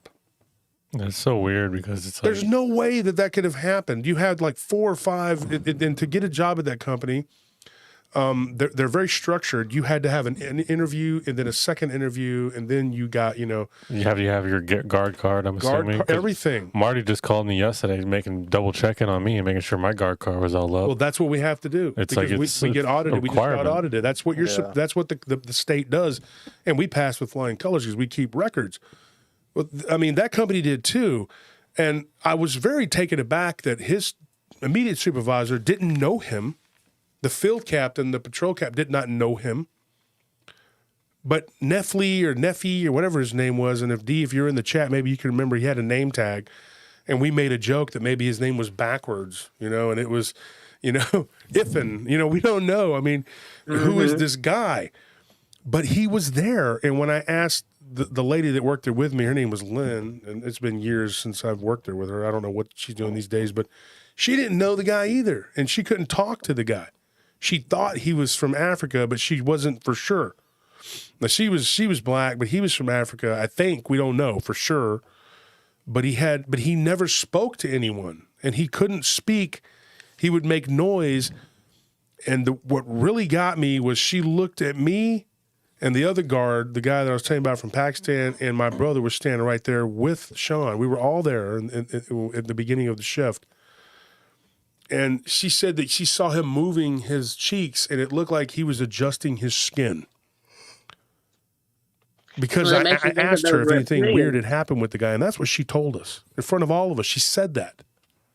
And Sean's the superintendent? Sean was the superintendent. This guy got to be so weird. He worked with us at by the airport. Yeah. Yes. Yeah, I know. He was the boss over there. Yeah, I remember you saying that you've worked with him before. Mm-hmm. But what's funny is that it's like he's listening to all this, and he's like, I'm hiring security, and the security guard is the biggest menace. Well, he wasn't a menace, but he would... Well, he wouldn't do his job. Doesn't feel secure around him. Well, he's creepier than any threat. Yes. Yeah. And Sean's guy, Pedro was, I called him Peso. He's a real good guy. Peso went into they had a meeting a room or whatever. It's a government building now. And so he went in there and he turned the light on, and the guard was standing there facing the wall in the dark. The guy. This absolute normal human what me behavior. and D called the bug man. Yeah. And so Peso came back out, and he's like, hey, what's up with this guy, And I'm like, what's wrong with this dude? And like the guy came out and asked him what he was doing, and he was like, hey, carajo, man. It's crazy, bro. What are you doing? Hey, B, talk again, because we're getting the echo thing that happened. Yeah. I want to make sure you're not quiet. Can y'all still hear me? Yeah, I did it again. Barely. We can't hear you. We're going to have to call you again. Right back. It's like every time I come down to the living room that keeps happening. Yeah. All right. We'll call you right back. Yeah. And C and D said he was a giant roach in a people suit. It's like that. We called him the bug man because we didn't know what else to call him. Well, people were mentioning it earlier, but this reminds me of that Men in Black little roach thing, how it killed that farmer and took its skin. That was the whole joke. That's what we made. We were making a joke that he was like a giant bug. Yeah. We didn't know what else to call him. An insectoid man? I don't, I mean, most people, would just say, they would probably just, not care. They would just be like, well, that's not my problem. And they just go about their life, go about their day. But me, I was curious. And so I wanted to know more about the guy. How did he fill out an application? He couldn't speak. He just grunted. Who was he? Where was he from? There was nothing. Eventually, he got dismissed. He came in one day and we had another guard there. And he was just asked to leave. I don't know. I never saw the guy again. Never dealt with him. Never had any dealings with him again. But I did talk to another guard who had worked with him at another site at the Littlefield building downtown on 6th Street, which is a historical Locust boy. Yeah. You there, B? Yeah, is it better now, or are you still? Yeah, with it's better it? now. We got you. Yeah. So, what do you think of that? Like, what would you call that? I mean, I think, based on everything you said, it kind of sounds like that he was. And I'm just throwing this out there as a theory because I don't know how I feel about this, but you know how they say that you've got certain alien hybrid species that actually live on Earth that walk among us, or one of those weird Men in Black type people who they come here and they're really weird, really strange, and they're not. They don't interact normally like natural humans would interact with each other, or some type of demon possessed type person. maybe. Something weird like that, because it's not that's not natural. How did he get the job? That's what nobody could answer that from top to bottom. Nobody knew. There was one other guy that had worked with him, and his name was Rad. His last name was literally Rad. He was an Iranian guy, and he was the one in charge of the Littlefield. And I talked to him. Oh, there was another guy named Cheney. And I talked to those two guys, and I don't know if Scorp's in the chat, but I know you remember all this, Scorp, because we talked to Cheney about him. See if Scorp's in the chat. Maybe he can throw some information out there. Well, because if he was some kind of supernatural type entity or some type of alien hybrid, and if these alien hybrids or aliens, period, have the ability to, like on Men in Black, when they had the ability to make people not remember stuff, or to, it sounds crazy right now. It sounds crazy, right? But yeah. Mm-hmm. But what if they have the ability to get around all that? They have the ability to bypass all that, or hypnotize people to the point where nobody even thinks about the fact that wasn't even done. The whole process of like them being written up on paperwork, however he got in, he bypassed it. Yeah, it had to be that way, and nobody could understand why, especially how structured that company was. That company ran really smooth. I worked for that company for like 8-9 years, something like that. And it was crazy. Like, I think I worked for them for 8 years. And it was like, even when I started my own, I was still like working a couple days for them, because the owner and the operations manager are good friends of mine, and I had worked for that operations manager since the mid-'90s, and I had been with them 3 different companies. We were close. It was like family almost, and I still, to this day, they're very good people. All of them are gone now. They've retired and gone and done other things. One guy owns a limo company, but it was like a family company. I liked working with them. And nobody could tell me anything about this guy, and I thought, this is bizarre. This is so bizarre. And then, get this. There were no paychecks being issued to this guy because this guy didn't exist in the system. So what was he doing? Where was this at? This is the security job? It was a security company that I used to work for, yeah. That's called something else now, but, I don't know if I should say the name, but Anthony and Tony, I'll know who it is. Yeah. Well, what if he was a government plant? What if somebody planted him in there? Of course they're not going to... Yeah, but if he was a government plant, though, wouldn't he have been able to speak better instead of just going, Well, I also feel like they would have easily been able to put the paperwork in there. And his eyes were red, like all the way around the outside of his eyes just looked bloodshot and red and unnatural. Well, he may not have necessarily been a government plant. I mean, he could have been a plant, but maybe not from our government. Maybe some kind of pod person. Gloria says clone droid. Some kind of like like extraterrestrial plant He or couldn't something talk that at all. Well, like maybe it was No. Mm-mm. maybe it was an experiment. Like hey, let's put this primitive life form, alien life form, on their planet, and for a temporary amount of time, and see, What was just his test the job? water, see how they react. His job was similar to my job. There were two positions there. One was the standard regular guard, and then they were doing a remodel, which took months. Well, that's strange. I don't even know what to make of that. undercover boss. He got it some kind of way. Yeah, so his job would have entailed, just what I did. Basically, you go up on any floor where they're doing the remodeling, which was 2 floors at a time, and you followed them, the construction people. The other guard's job was just the entire building. They would do their rounds, and sometimes he would be doing that, and sometimes I would be relieving him on my position. And then Did y'all have to interview for this? Get interviewed for this position?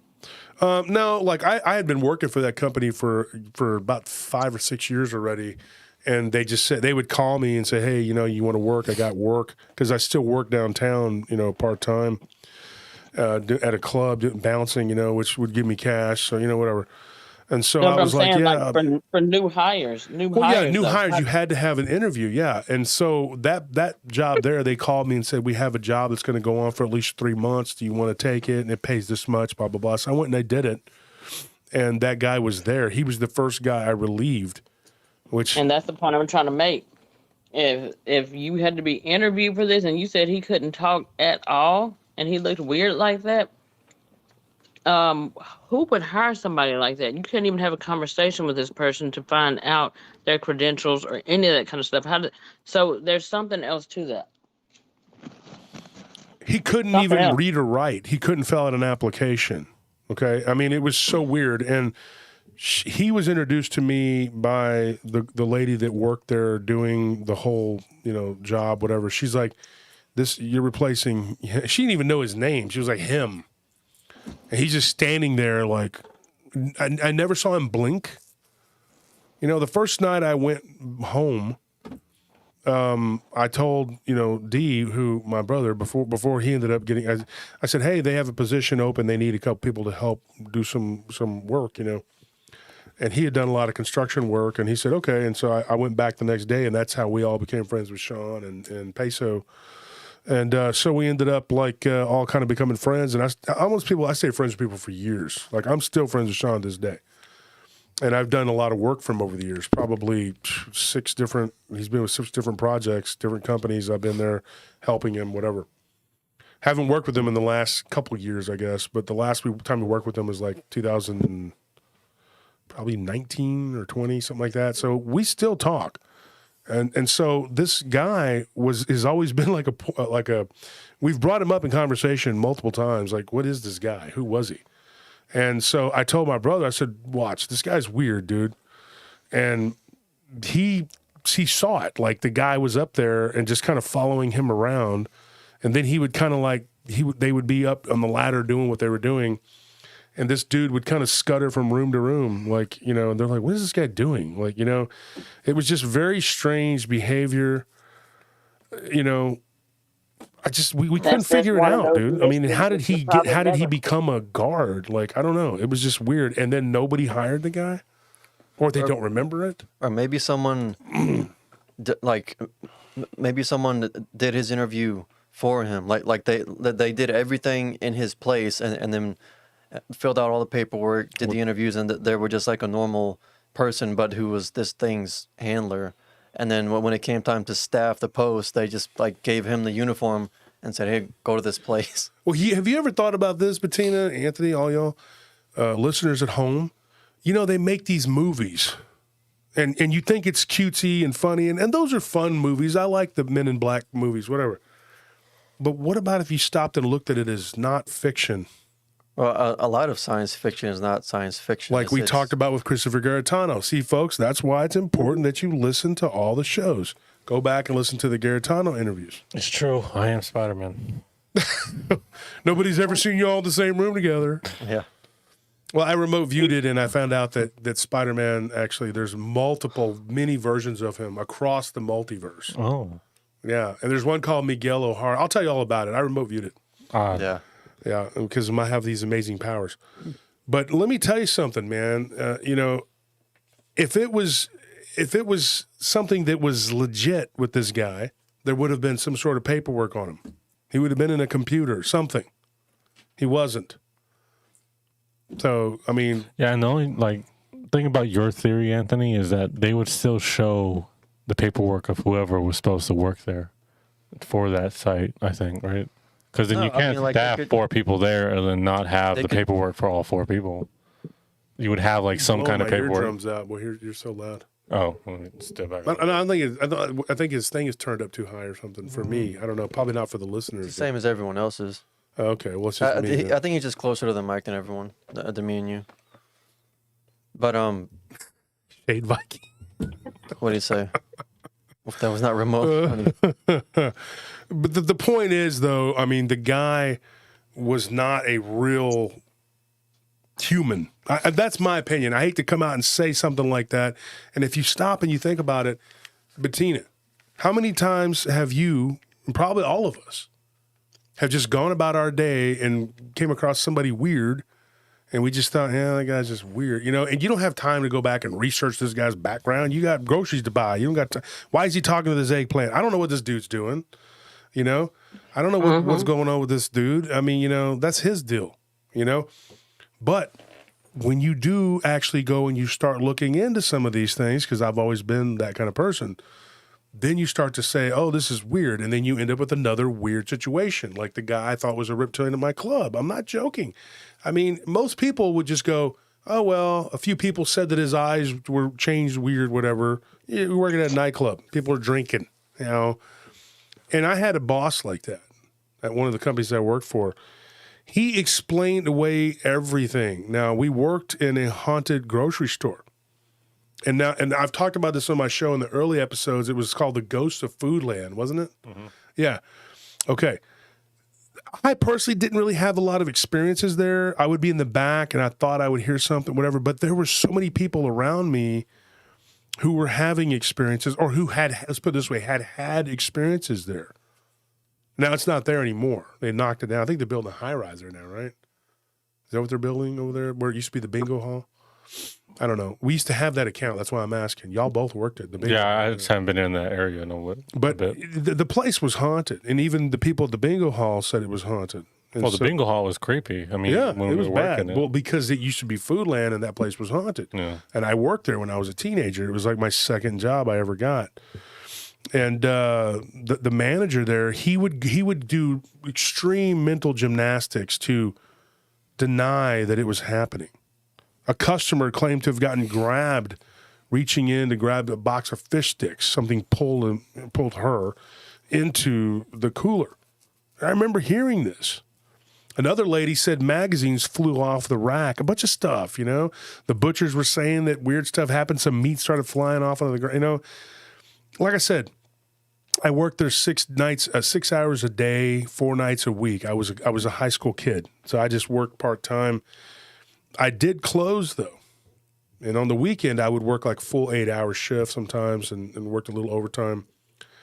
And it was very creepy. And me and a guy named Michael Ortega worked there. I'll never forget. And we talked about it. And he was like, this place is haunted. All kinds of weird stories. But the manager was so in denial about it, dude. Like, he would do more. He would come up with more crazy explanations than just admitting that the crazy stuff was happening. You see? And that's the problem. So many people are willing to do that. When people are willing to do that and just kind of go with the flow, you don't really get to the bottom of things. And are you just, you know, so many people just go, oh, you know, oh, well, and they just like let it go and nothing ever comes of it, you know, and most people, their day-to-day lives, that's why they don't have these paranormal experiences, because they don't acknowledge it. And that's fine. People feel more comfortable doing that, but there's going to be a day that something's going to happen and people are going to want answers. And there's been something right there in front of them their whole lives, and they've chosen to be willfully ignorant about it and ignore it. I think you do that to your own detriment. You know. Absolutely. I agree. But so Bettina, do you have anything else to say, or do you want to talk about anything else before we run? Or Well, since it's late, we've been on for 2 hours. If you want to bring me back, then if I can come back and talk about that Cott County, Tennessee case, because I kind of want to go over that with y'all, but I got tired now and sleepy. But when I come back, like I can go over that because I do have the autopsy reports for both of those people all right. who were killed in Cott County, Tennessee. I think that was last year, and that one is one of the most horrific maulings or massacres that I've ever heard of, especially on the female, Amber Miller. Mm-hmm. The Amber Yes, Miller Amber case. Miller. If Oh, yeah. you talk about that, though, you know they will come. So you're going to have our guy there is probably going to come full tilt because he's tried to make that his battle cry is that case. You know, Well, be I ready. brought that up when I talked with it. D.A. Roberts on it. I had Jody Cook on the show. We discussed it.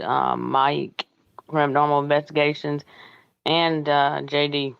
So right now it's been quite a few people. I've discussed that a few times, and luckily so far I haven't had any issues discussing that. But the times that I have issues as far as discussing certain stuff, it relates to when I'm discussing anything related to cover-ups. And that's a cover-up too. But when it comes down to like, when Lance Hightower was on there and he was telling what to do in case telling us what to do in case you feel like your phone has been tapped, telling everybody to basically, and I'm gonna just, I guess, test that theory right now, but to Everybody's phone is tapped now.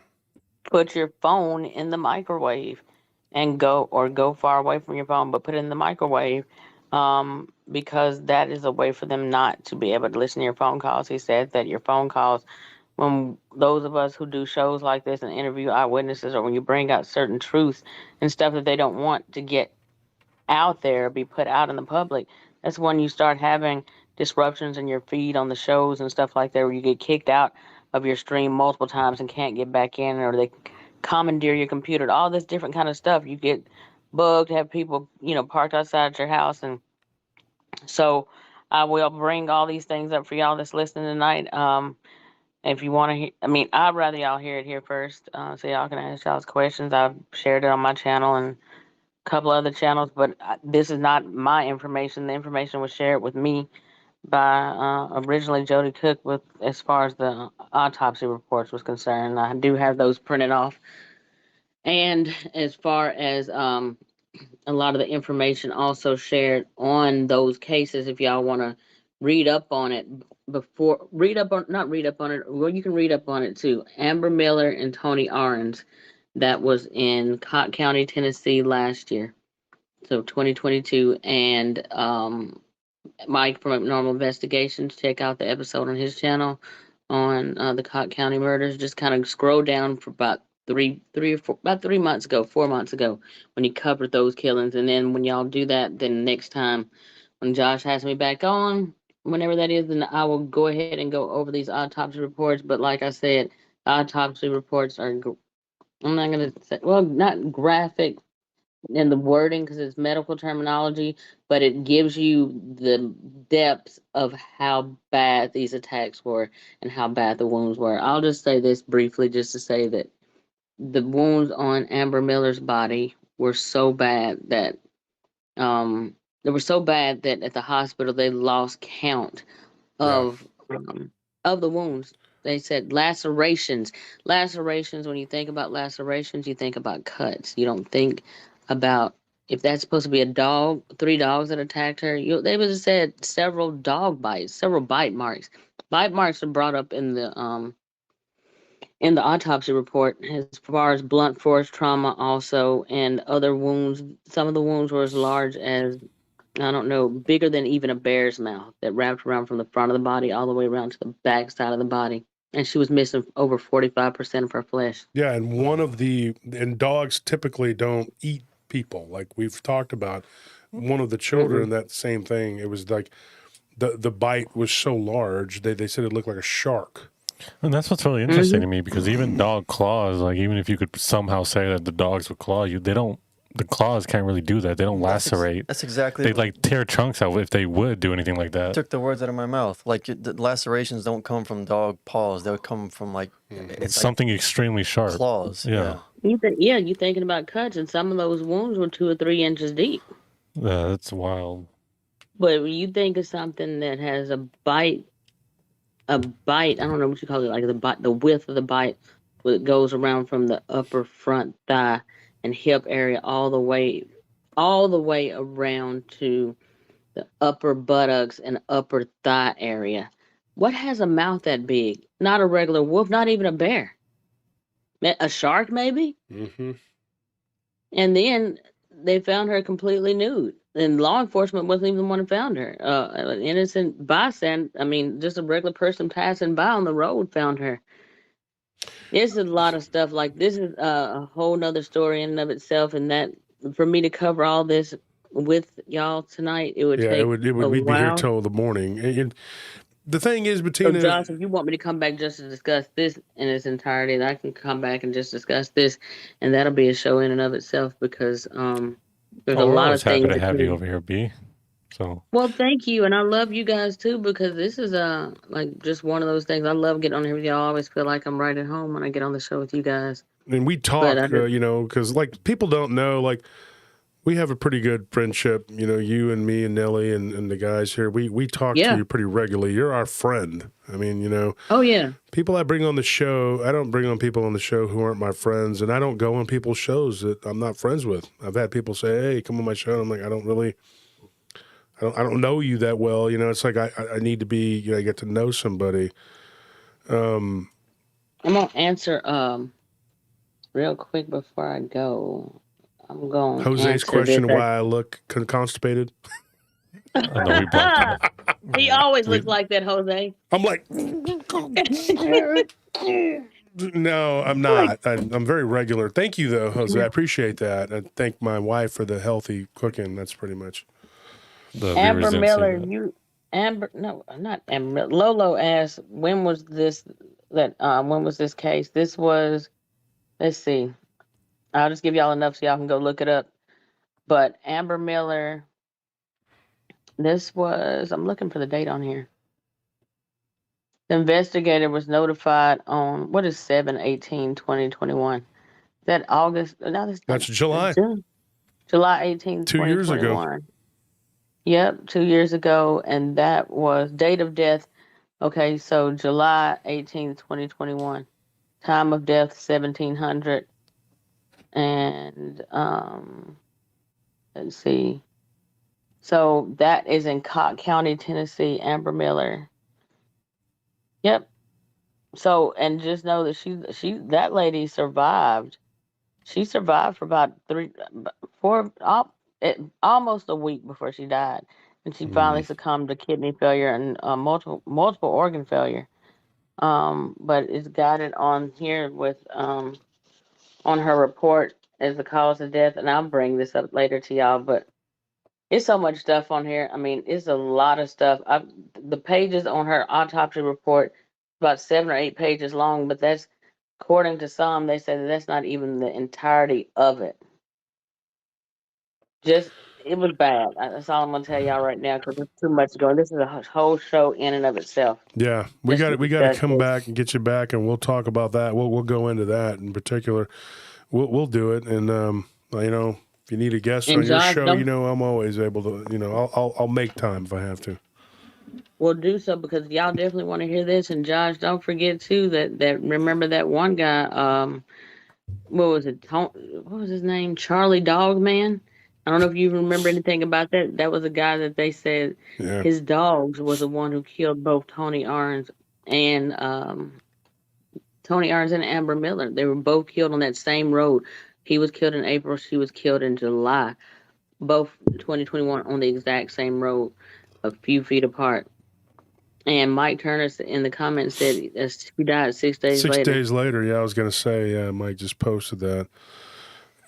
And for the times when when Josh said earlier, you know, dogs don't usually eat people, and that's true, unless you're in a case where somebody their They die in their master has house and died. they're there, and the dog has Yeah. nothing. Starvation. Absolutely. So, y'all, like I said, whenever Josh has me back, I'll go over this with you guys. With that being said, everybody have a great night, and I will see y'all on the other side. Yeah. you so We'll much, see you, Bettina. B. All right, good night, y'all. You be safe. Good night, B. Good night. Peace. So, folks, that was Bettina Moss. We're going to see her at the conference. She's a good friend and has been a friend and ally for a long time. Pretty solid person. People have tried to come between us and try to make problems and whatever, and we've stuck by each other because we know how this works. United we stand, divided we fall. It's that simple.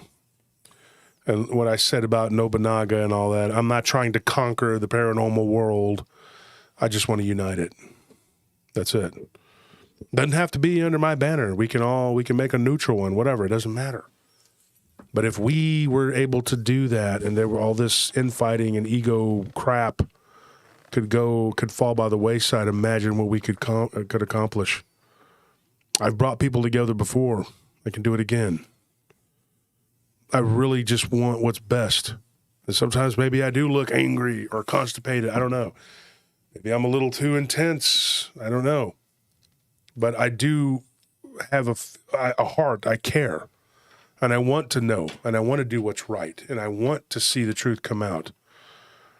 I'm going to tell you something, folks. And you might think I'm being crazy, cuckoo, bananas here, whatever.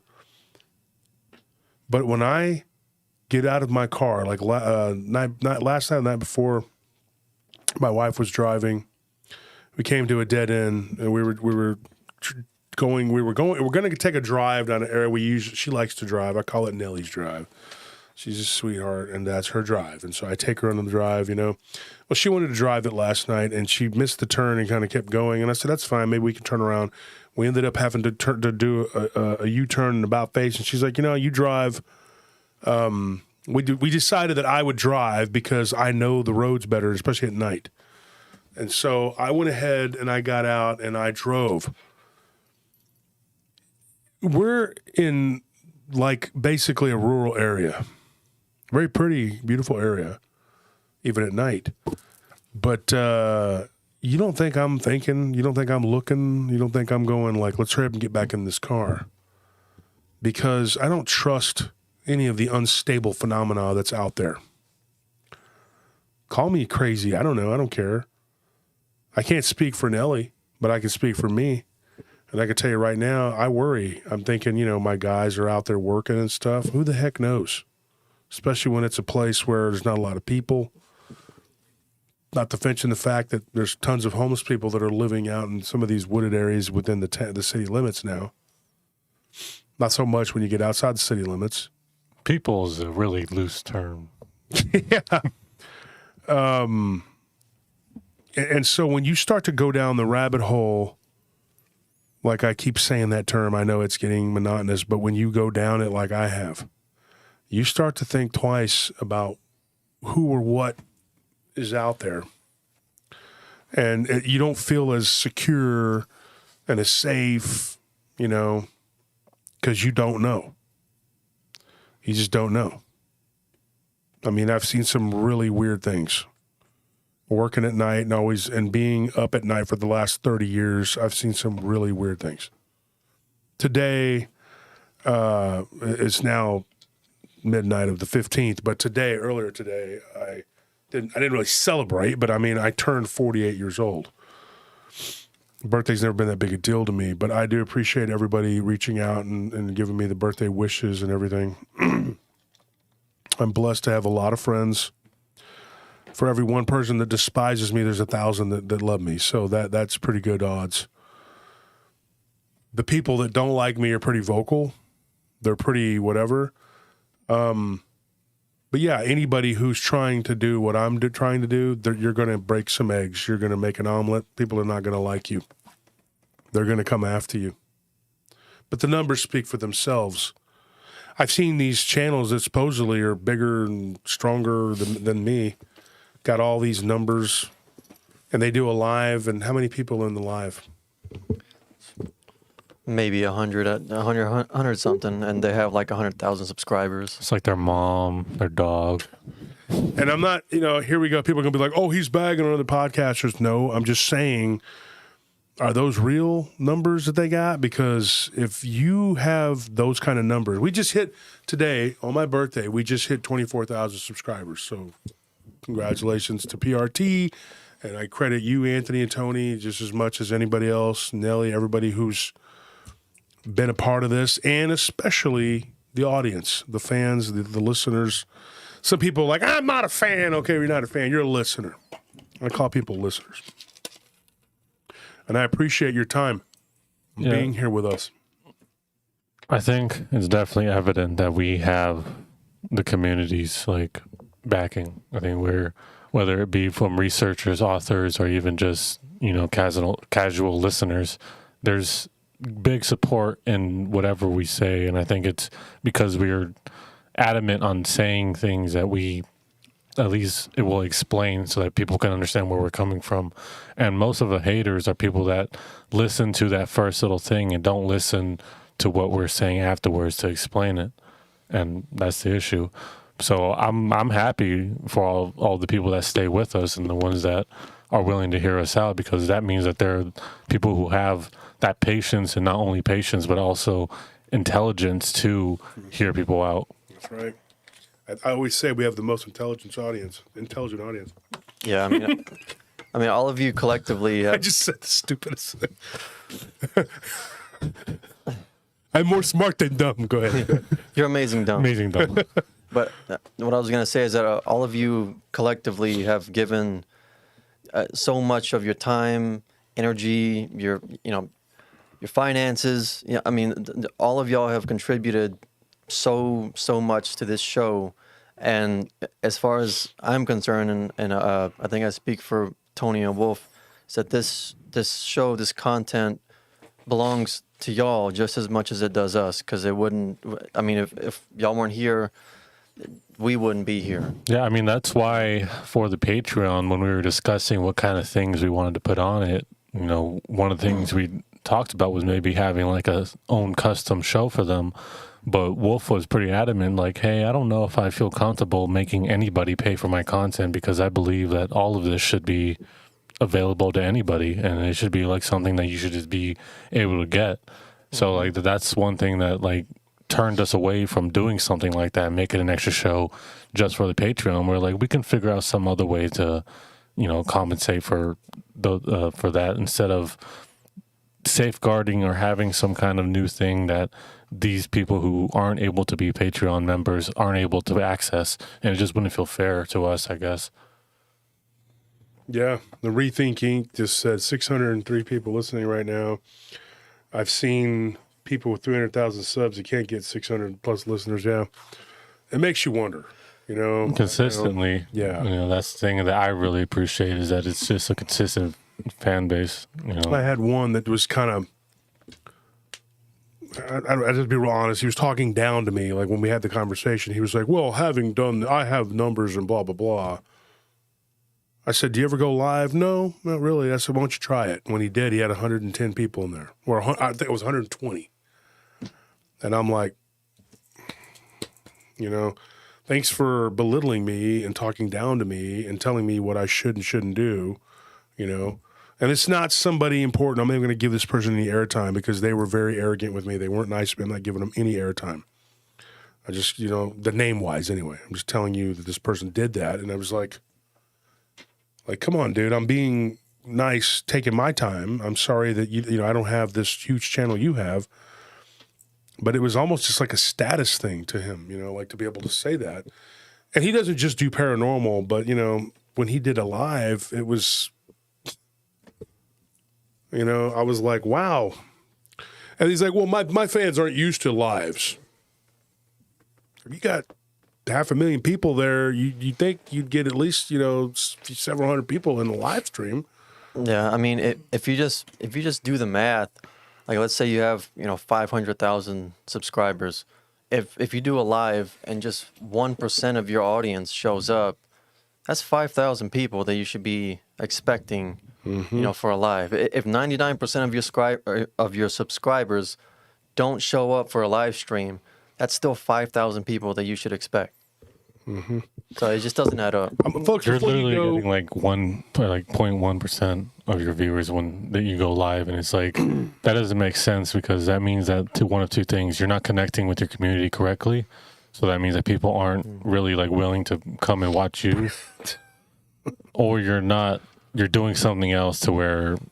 I'm not saying you're doing anything shady. You're just doing something else to where it's affecting your ability to have those numbers that you should be having, especially if you're that high up. I mean, we're so like I'm not saying we have a little amount, but with the amount we have on YouTube, it's impressive how consistent we have. About 550 our viewers. listeners are awesome. Yeah, it's almost every live. So let me do this, folks. There are almost 600 people in this chat, and it was my birthday, and so I'll tell you what I'm going to do. I'm going to give you a story before I go.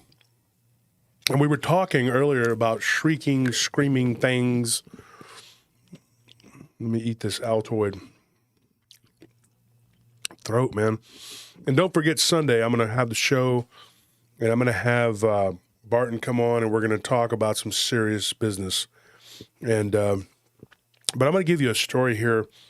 And this is a Dogman story because, we were talking Dogman, Bigfoot with B. Moss. But I'm going to say this particular story, when you talk about shrieking and things like that, and it's not a real long one, but I thought it was very interesting. And B is from Alabama, and this happened near Montgomery, outside of Montgomery, Alabama. And it made me think about it. And, it's one of those, like, it's a haunting, but then there's like other elements that seem to happen. 350. What dang Loch Ness monster? 350. Thank you, brother. I don't know why my brother's appreciate it. And Mike Turner, Larry Fisher, everybody who's donated. Thank you so much. I wish I could say I'm going to take it and go do something fun with it, but it's just going to go toward the conference. But here's the thing. This person that gave me this story, it was a male and a female. Guys, the guy, his name is not important. It's not important. We'll call him Steve. It's just, we'll just say that's his name. I don't want to get, because this person, but anyway, his wife didn't care, but he seemed kind of like he wasn't comfortable about it. And they had some things going on. They had a child, and she kept saying she was seeing a witch. Like a witch. Like, not, little kids don't differentiate. Like, they think a witch is like a cartoon character. They think the devil is like a cartoon character. They don't know what that is. They just see it, and they go, oh, I saw the devil. If a kid says it, then it's probably like a cartoon devil-looking thing or something. But this little girl kept seeing what she said was a witch. And then one day, the parents, they hadn't seen anything. They had no reason to believe this child. So then one day they hear this blood-curdling scream, was just like, and they both sit up in bed and they look at each other. And what's even crazier, though, about that is that they were both dreaming.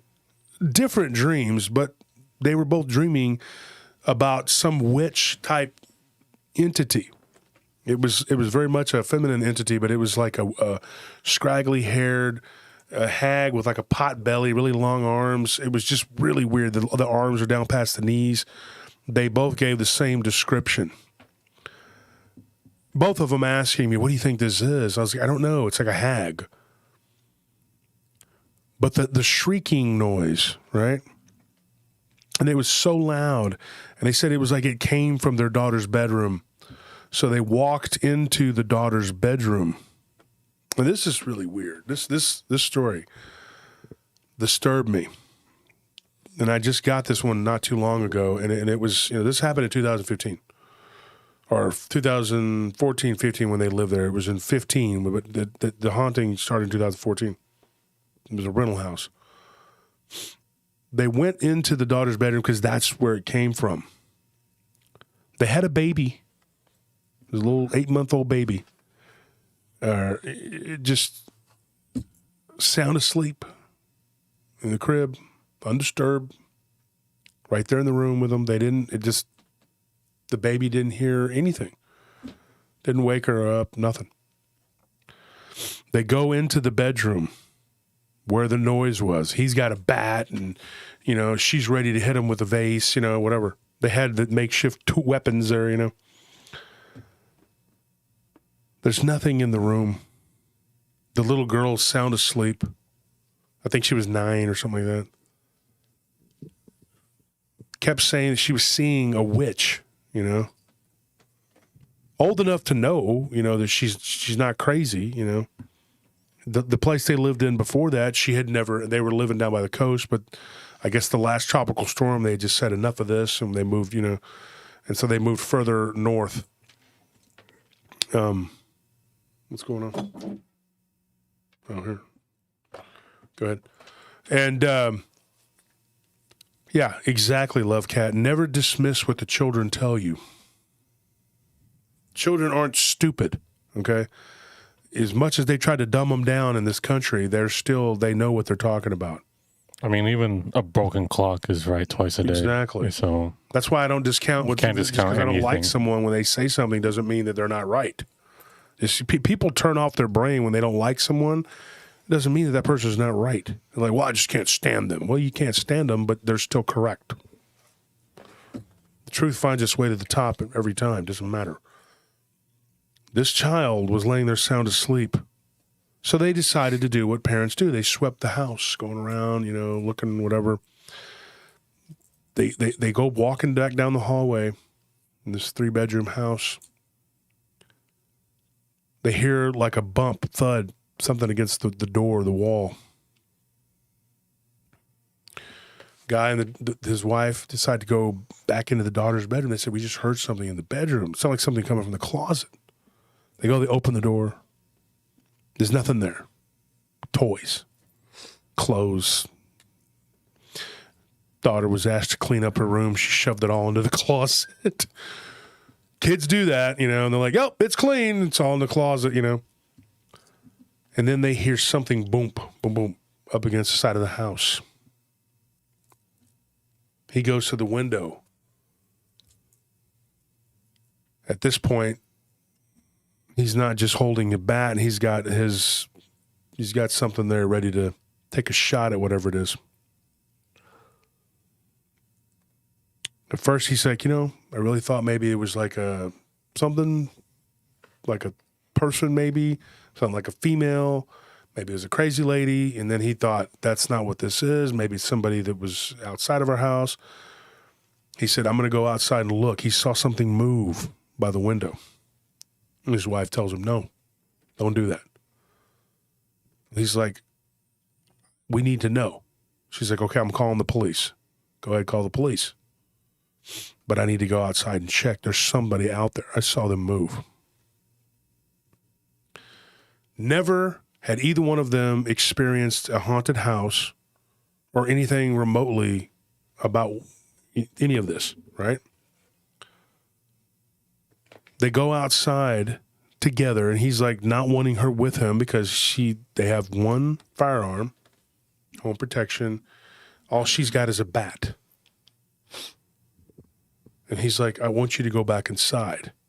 And she's like, okay, well, let's not split up. Okay, well, then we need to, so there's just kind of a little bit of a disagreement there.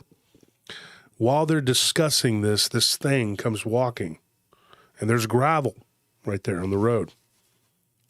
Just pretty as you please. He shines the light on it. Well, the, what do you call it? The light that comes on, the motion detector. Motion detector, we deal with them all the time, comes on. A gray 6.5 to 7 foot tall creature. Not a big hulking creature, but big shoulders, turns and looks at them and just keeps walking. Very narrow, elongated snout. Said it looked like somebody took a coyote and stood it up on its hind legs. And just walked right next to them, right in front of them. And they just stood there dumbfounded. That thing had to have been on the side of the house messing with that whatever. And was that what made the noise? I mean, I can't think of what else it could be. Think about it, though. It sounded to them like a feminine witch, like shriek, like a banshee would shriek, And that's me, because when they told me this, I thought about, I said, you ever heard of a banshee? And they said, yeah, we knew. They knew what it was. Some people don't really deal with this. They were referred to me. They're not listeners. And I said, let me ask you a question. Knowing that what a banshee is, did it shriek like that? And the guy was like, oh yeah, it was like a female, like a female screaming, screaming. And then they go outside the front door, and out walks a werewolf, in his exact words. He didn't say Dogman, and he's just like, what the hell is that? He asks me like I know. I don't know. I have no clue. I just know that it happened in Alabama, and I was just like, dude, I cannot tell you what that was. And I don't think any investigating is going to get to the bottom of it either. Well, they stayed there for a couple more months, finished their because they were there for 2 years. They finished the lease. Other things happened that I'm not going to get into tonight. We'll eventually revisit it maybe. Guys, remind me one day, and if I have any updates for you, I'll tell you. Because they gave me some information, and they did talk to some people, and they did something that I wouldn't do, and that was they had a little dinner party with two other couples, and they came over, and one of them brought a Ouija board. That's always a great idea. That didn't start the haunting, though. This happened afterwards. And to his credit, the husband had gone to the restroom, and she was in the back looking for a game, and I guess it would be his cousin, and then another couple, they started opening up the Ouija board. He came out, and they were already messing with it at the table, and he's like, I don't think this is a good idea. But it definitely made things worse, I think. Wait, they brought the Ouija board to his Because place? they had told his cousin and his cousin's wife, his first cousin, about this stuff going on in the house. And then his wife's best friend from high school, him and his wife, they came over. And so there were 6 people while his wife, he went to the restroom, but while his wife was looking for a board game with the cousin's wife, the other people were playing around, trying to get this set up. So there were 3 people doing it, and 3 people were already messing with the Ouija board. I can't, for me, it's one thing to bring a Ouija board and play with it in your own house, but for someone outside to bring that kind of nonsense into my own house just absolutely baffles me, because it's like you don't understand what you're playing with, and then you're not even willing to do it in the sanctity of your home. You're willing to taint my house, which I've already explained to you has some issues already. Yeah. So now you're just wanting to play with it. That's what I told him. That's what I told this guy. And I said, dude, did you get mad? He said, well, he didn't say he got mad, but he did. He's like, I was assertive, and I said, I don't want to play. And then he went and sat in the den, but he let them play. And I told him, I said, well, and then when something happened while they were sitting there, he said like a book flew, he didn't say flow. He said a book fell off the shelf. And he was like, that's weird. And it was the one book he had in the house. Get this. It was a Brad Steiger book about ghosts. Huh. And so he was like, yeah, this is weird. This is, that's unusual. He's like, the only ghost book we had. And, well, and then, of course, some other things happened. Like I said, we're not going to get into it all here. It's already been 3 hours and 38 minutes. And I keep getting people complaining about how long these shows are, saying, I can't watch 3 hours. You need to cut it down, blah, blah, blah. So don't watch. Then you cut it down yourself. Just watch it I just don't want to get more people on me about everything. I'm sick of being attacked. And I'm not trying to please everybody. I know you can't do that, but it does get old. Okay. But anyways, like I said, and I'm planning on trying to cut the shows down so you don't have to watch 3 hours of content. And then they always complain. They're like, oh, there's like an hour of talking about nothing and then, 10 minutes of the show, whatever. And then you got to deal with that. But this situation here, you know, and if you were to go back, and we've archived so many of these stories, if you go back and you look through the files, and I was looking through the computer today doing, you know, some research, you will find Dogman Ouija board, Dogman Ouija board, Dogman. Am I lying here? If it's not aliens, it's Dogman. It's a Ouija board. It's a Ouija board. It's like a doorway. And then you'll have people who will say, well, I play with Ouija boards and nothing ever happened to me. No. Turn around, they got eyeballs on the back of their head. Well, that just means you're not that interesting to anything out there. Nothing wants to eat your soul, I guess. So. Your soul isn't tasty enough. That's why. What were you going to say, Anthony? Oh, I was just going to say that doesn't mean nothing happened to them. It just means that they're not very perceptive. They're not perceptive enough to notice it.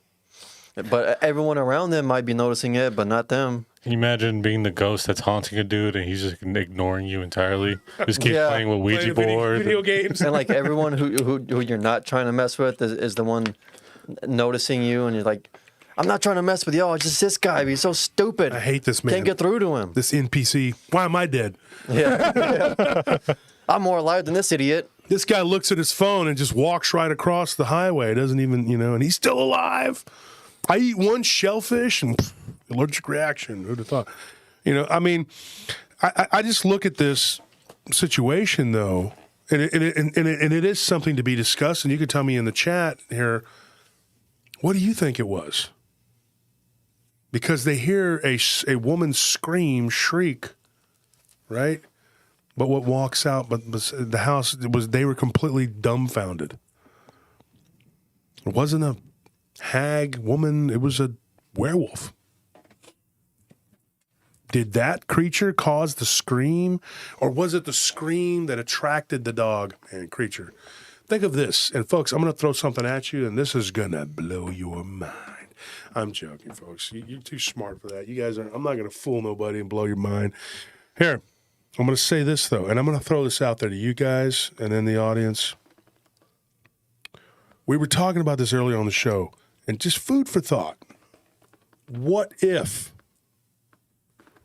these werewolf / dogman critters are attracted to sound, vibration, energy, and this shrieking banshee entity, you know, and the dogman's over there and he's like, whoa. And he goes towards it. See, because when I used to work in a nightclub and I was a very violent person, and this isn't going to be about me fighting or whatever, please don't. Everybody complains about that too. When you were being loud and, nah, I ain't going to leave. I'm going to do me, blah, blah, blah, all that. That was blood in the water for me. That was just me. I'm going to go over there and I'm going to knock the piss out of you, dude. Because all that crap, all that does is attract me to you. It's a signal. It's just, I'm circling like a shark. You're so stupid, you don't even know. It's coming. I'm glad that you decided you didn't want to leave. It's like on Tombstone when he's like, don't move.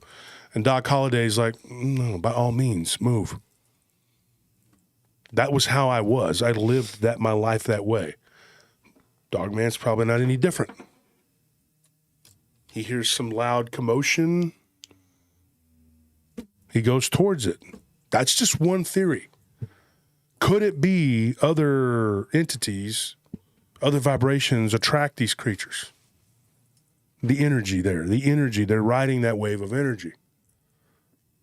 Because why else would you get so many of them involved in hauntings? And that is the subject I talk about in my book too, and I lay out there cases. A lot of these people give their names too in the book. I was very, very happy about that. Most of them were willing to. Not everybody, can't get everybody, but there's a whole chapter in there about it. I'm not trying to upsell my book here. I'm trying to tell you that this is a very real phenomenon, and a lot of people in this field are not willing to talk about it. Why? Because it serves their little paradigm narrative that they've created, their little niche. This is mine. It's mine. Go away. It's my precious. It's mine. That's ridiculous because you are cutting off people from the information that needs to be put out there. How else can you be safe or protect yourself from these things? I don't get it. Talked to Nick Redfern yesterday, or was it yesterday, wasn't it?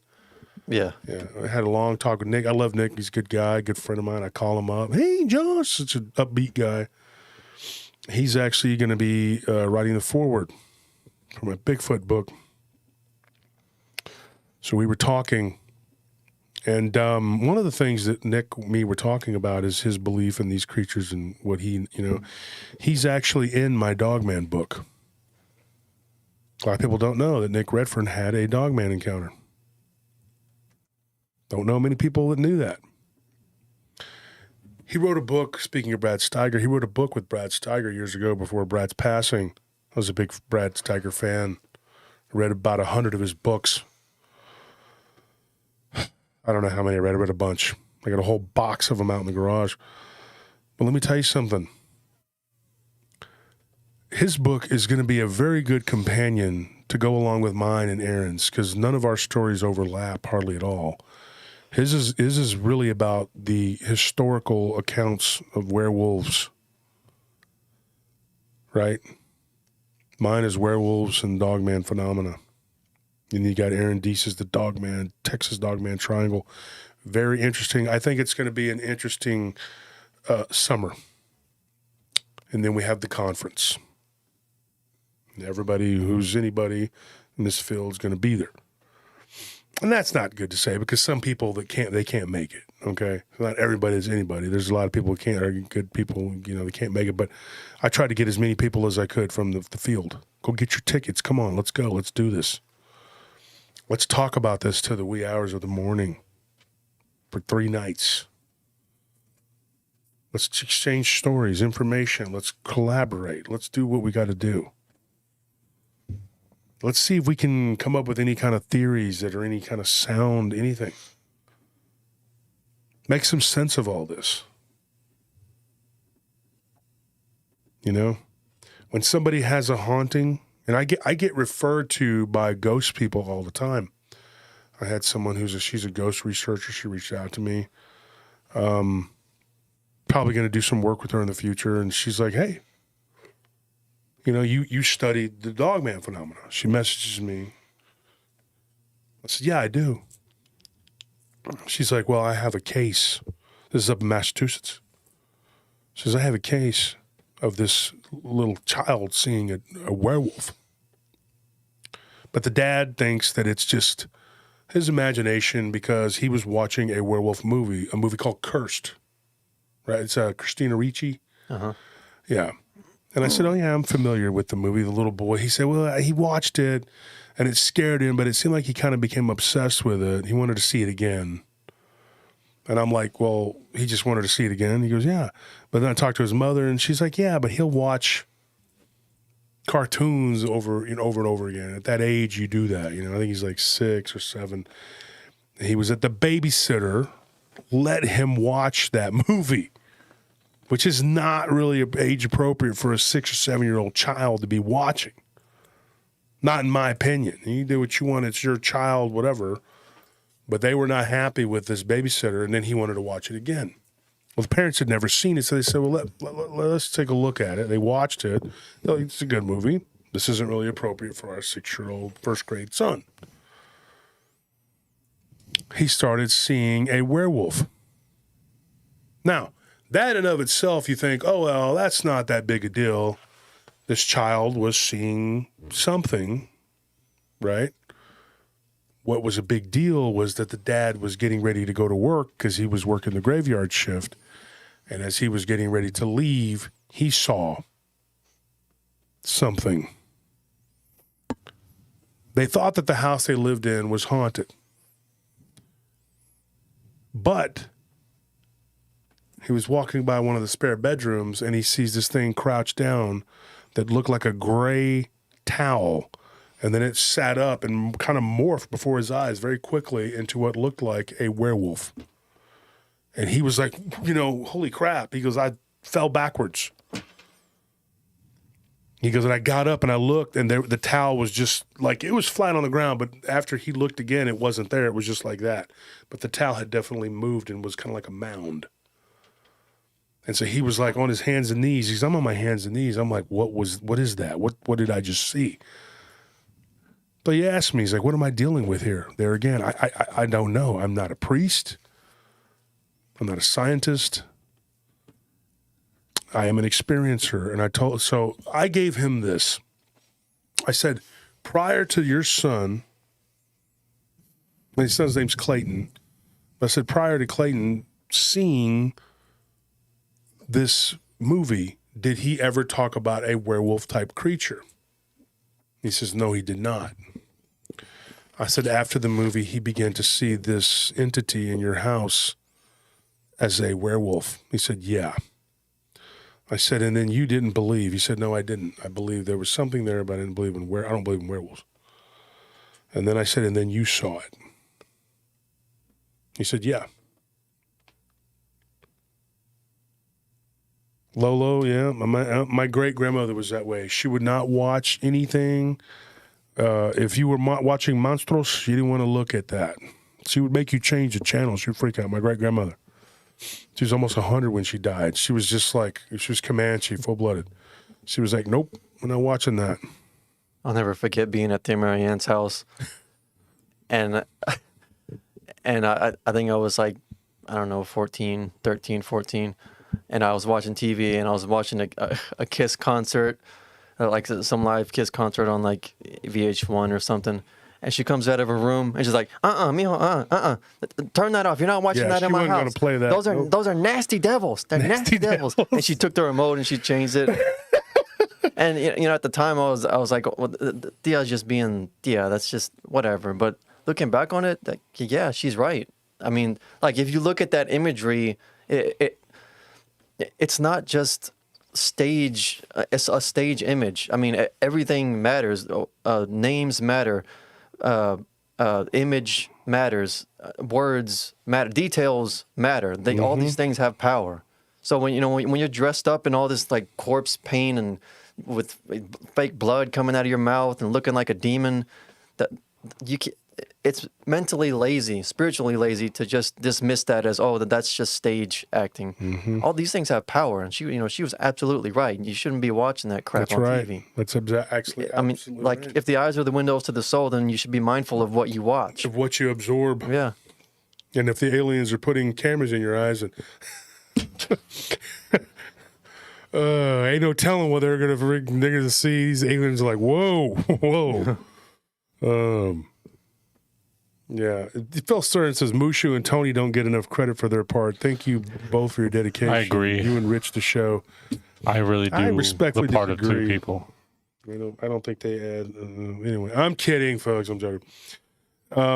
But if you take this story now, what you think? Tell me what you think in the comments. I personally, I don't want to influence your whatever, but I know what I personally think was going on there. I mean, two different stories, both with hauntings. Of course, the second one, fed off the first one, but it wasn't. There was no shrieking or screaming. But the first story I told, that one, it kind of went along with what we were talking about earlier in the show about the screaming in the woods when those guys were hunting in Louisiana. Holly M says, I wonder if it's like Stephen King book It. In the book, the characters in the book were approached by it as the thing that scared them the most. Maybe that is what happened with that kid. I had that happen to me in the Haunted Tower.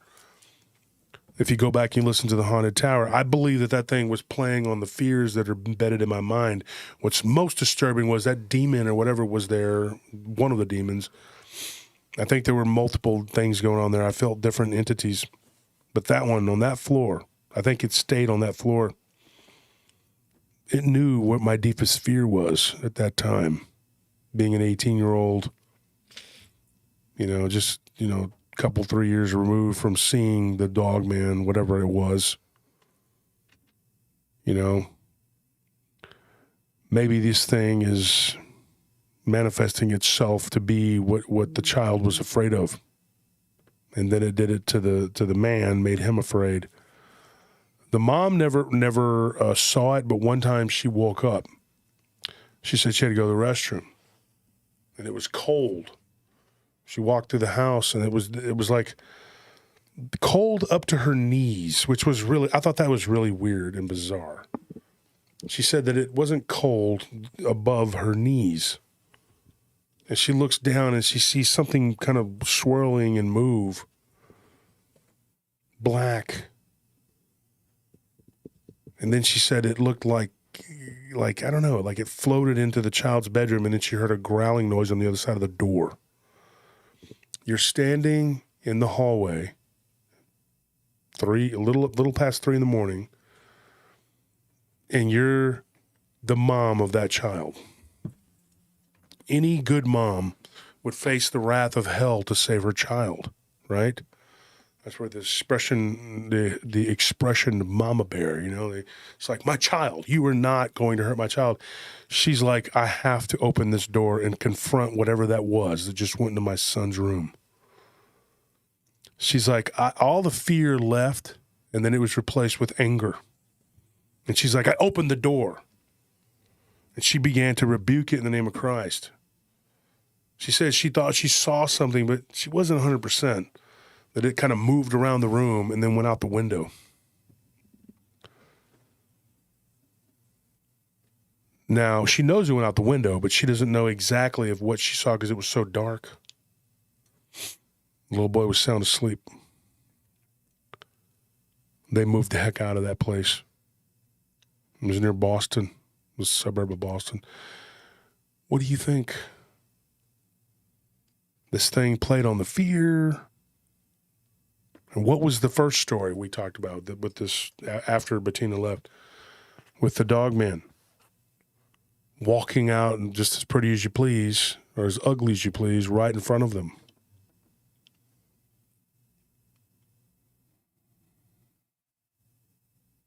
It's weird.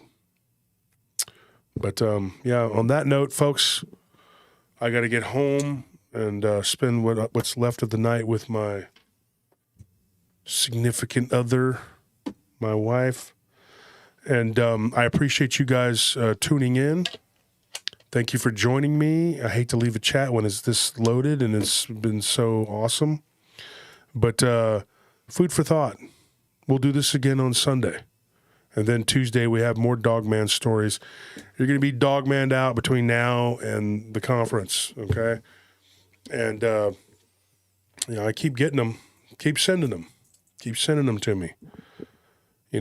People tell me, and I don't know if this is true. I don't know if it's correct, but people tell me they like the way I retell their story. That, I make it sound good, dramatic, whatever, but it is dramatic. It is terrifying. I don't have to spice it up to make it more terrifying. It's terrifying. It is.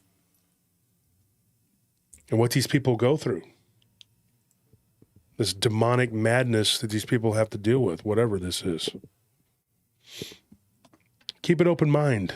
Don't let people convince you that this is something, just some animal running around out there, because it's not. That doesn't mean that they're not flesh and blood, and that, you could come across one. I still hold fast to the inner earth theory. But what plays on the minds of people after they watch a scary movie or something? Think about it. We were talking about Men in Black earlier, and the Bugman. Me and my brother call him the Bugman. We don't know what he was.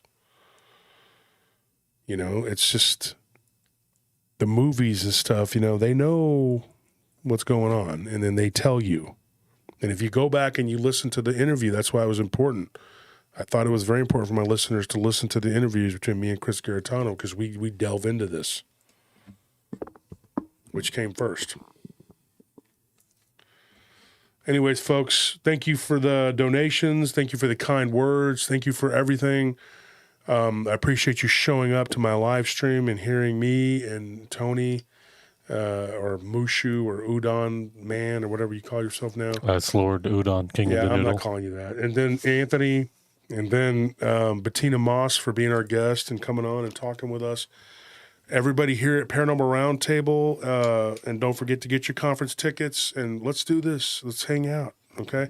Good night. We need like exit music. I'll do some for us.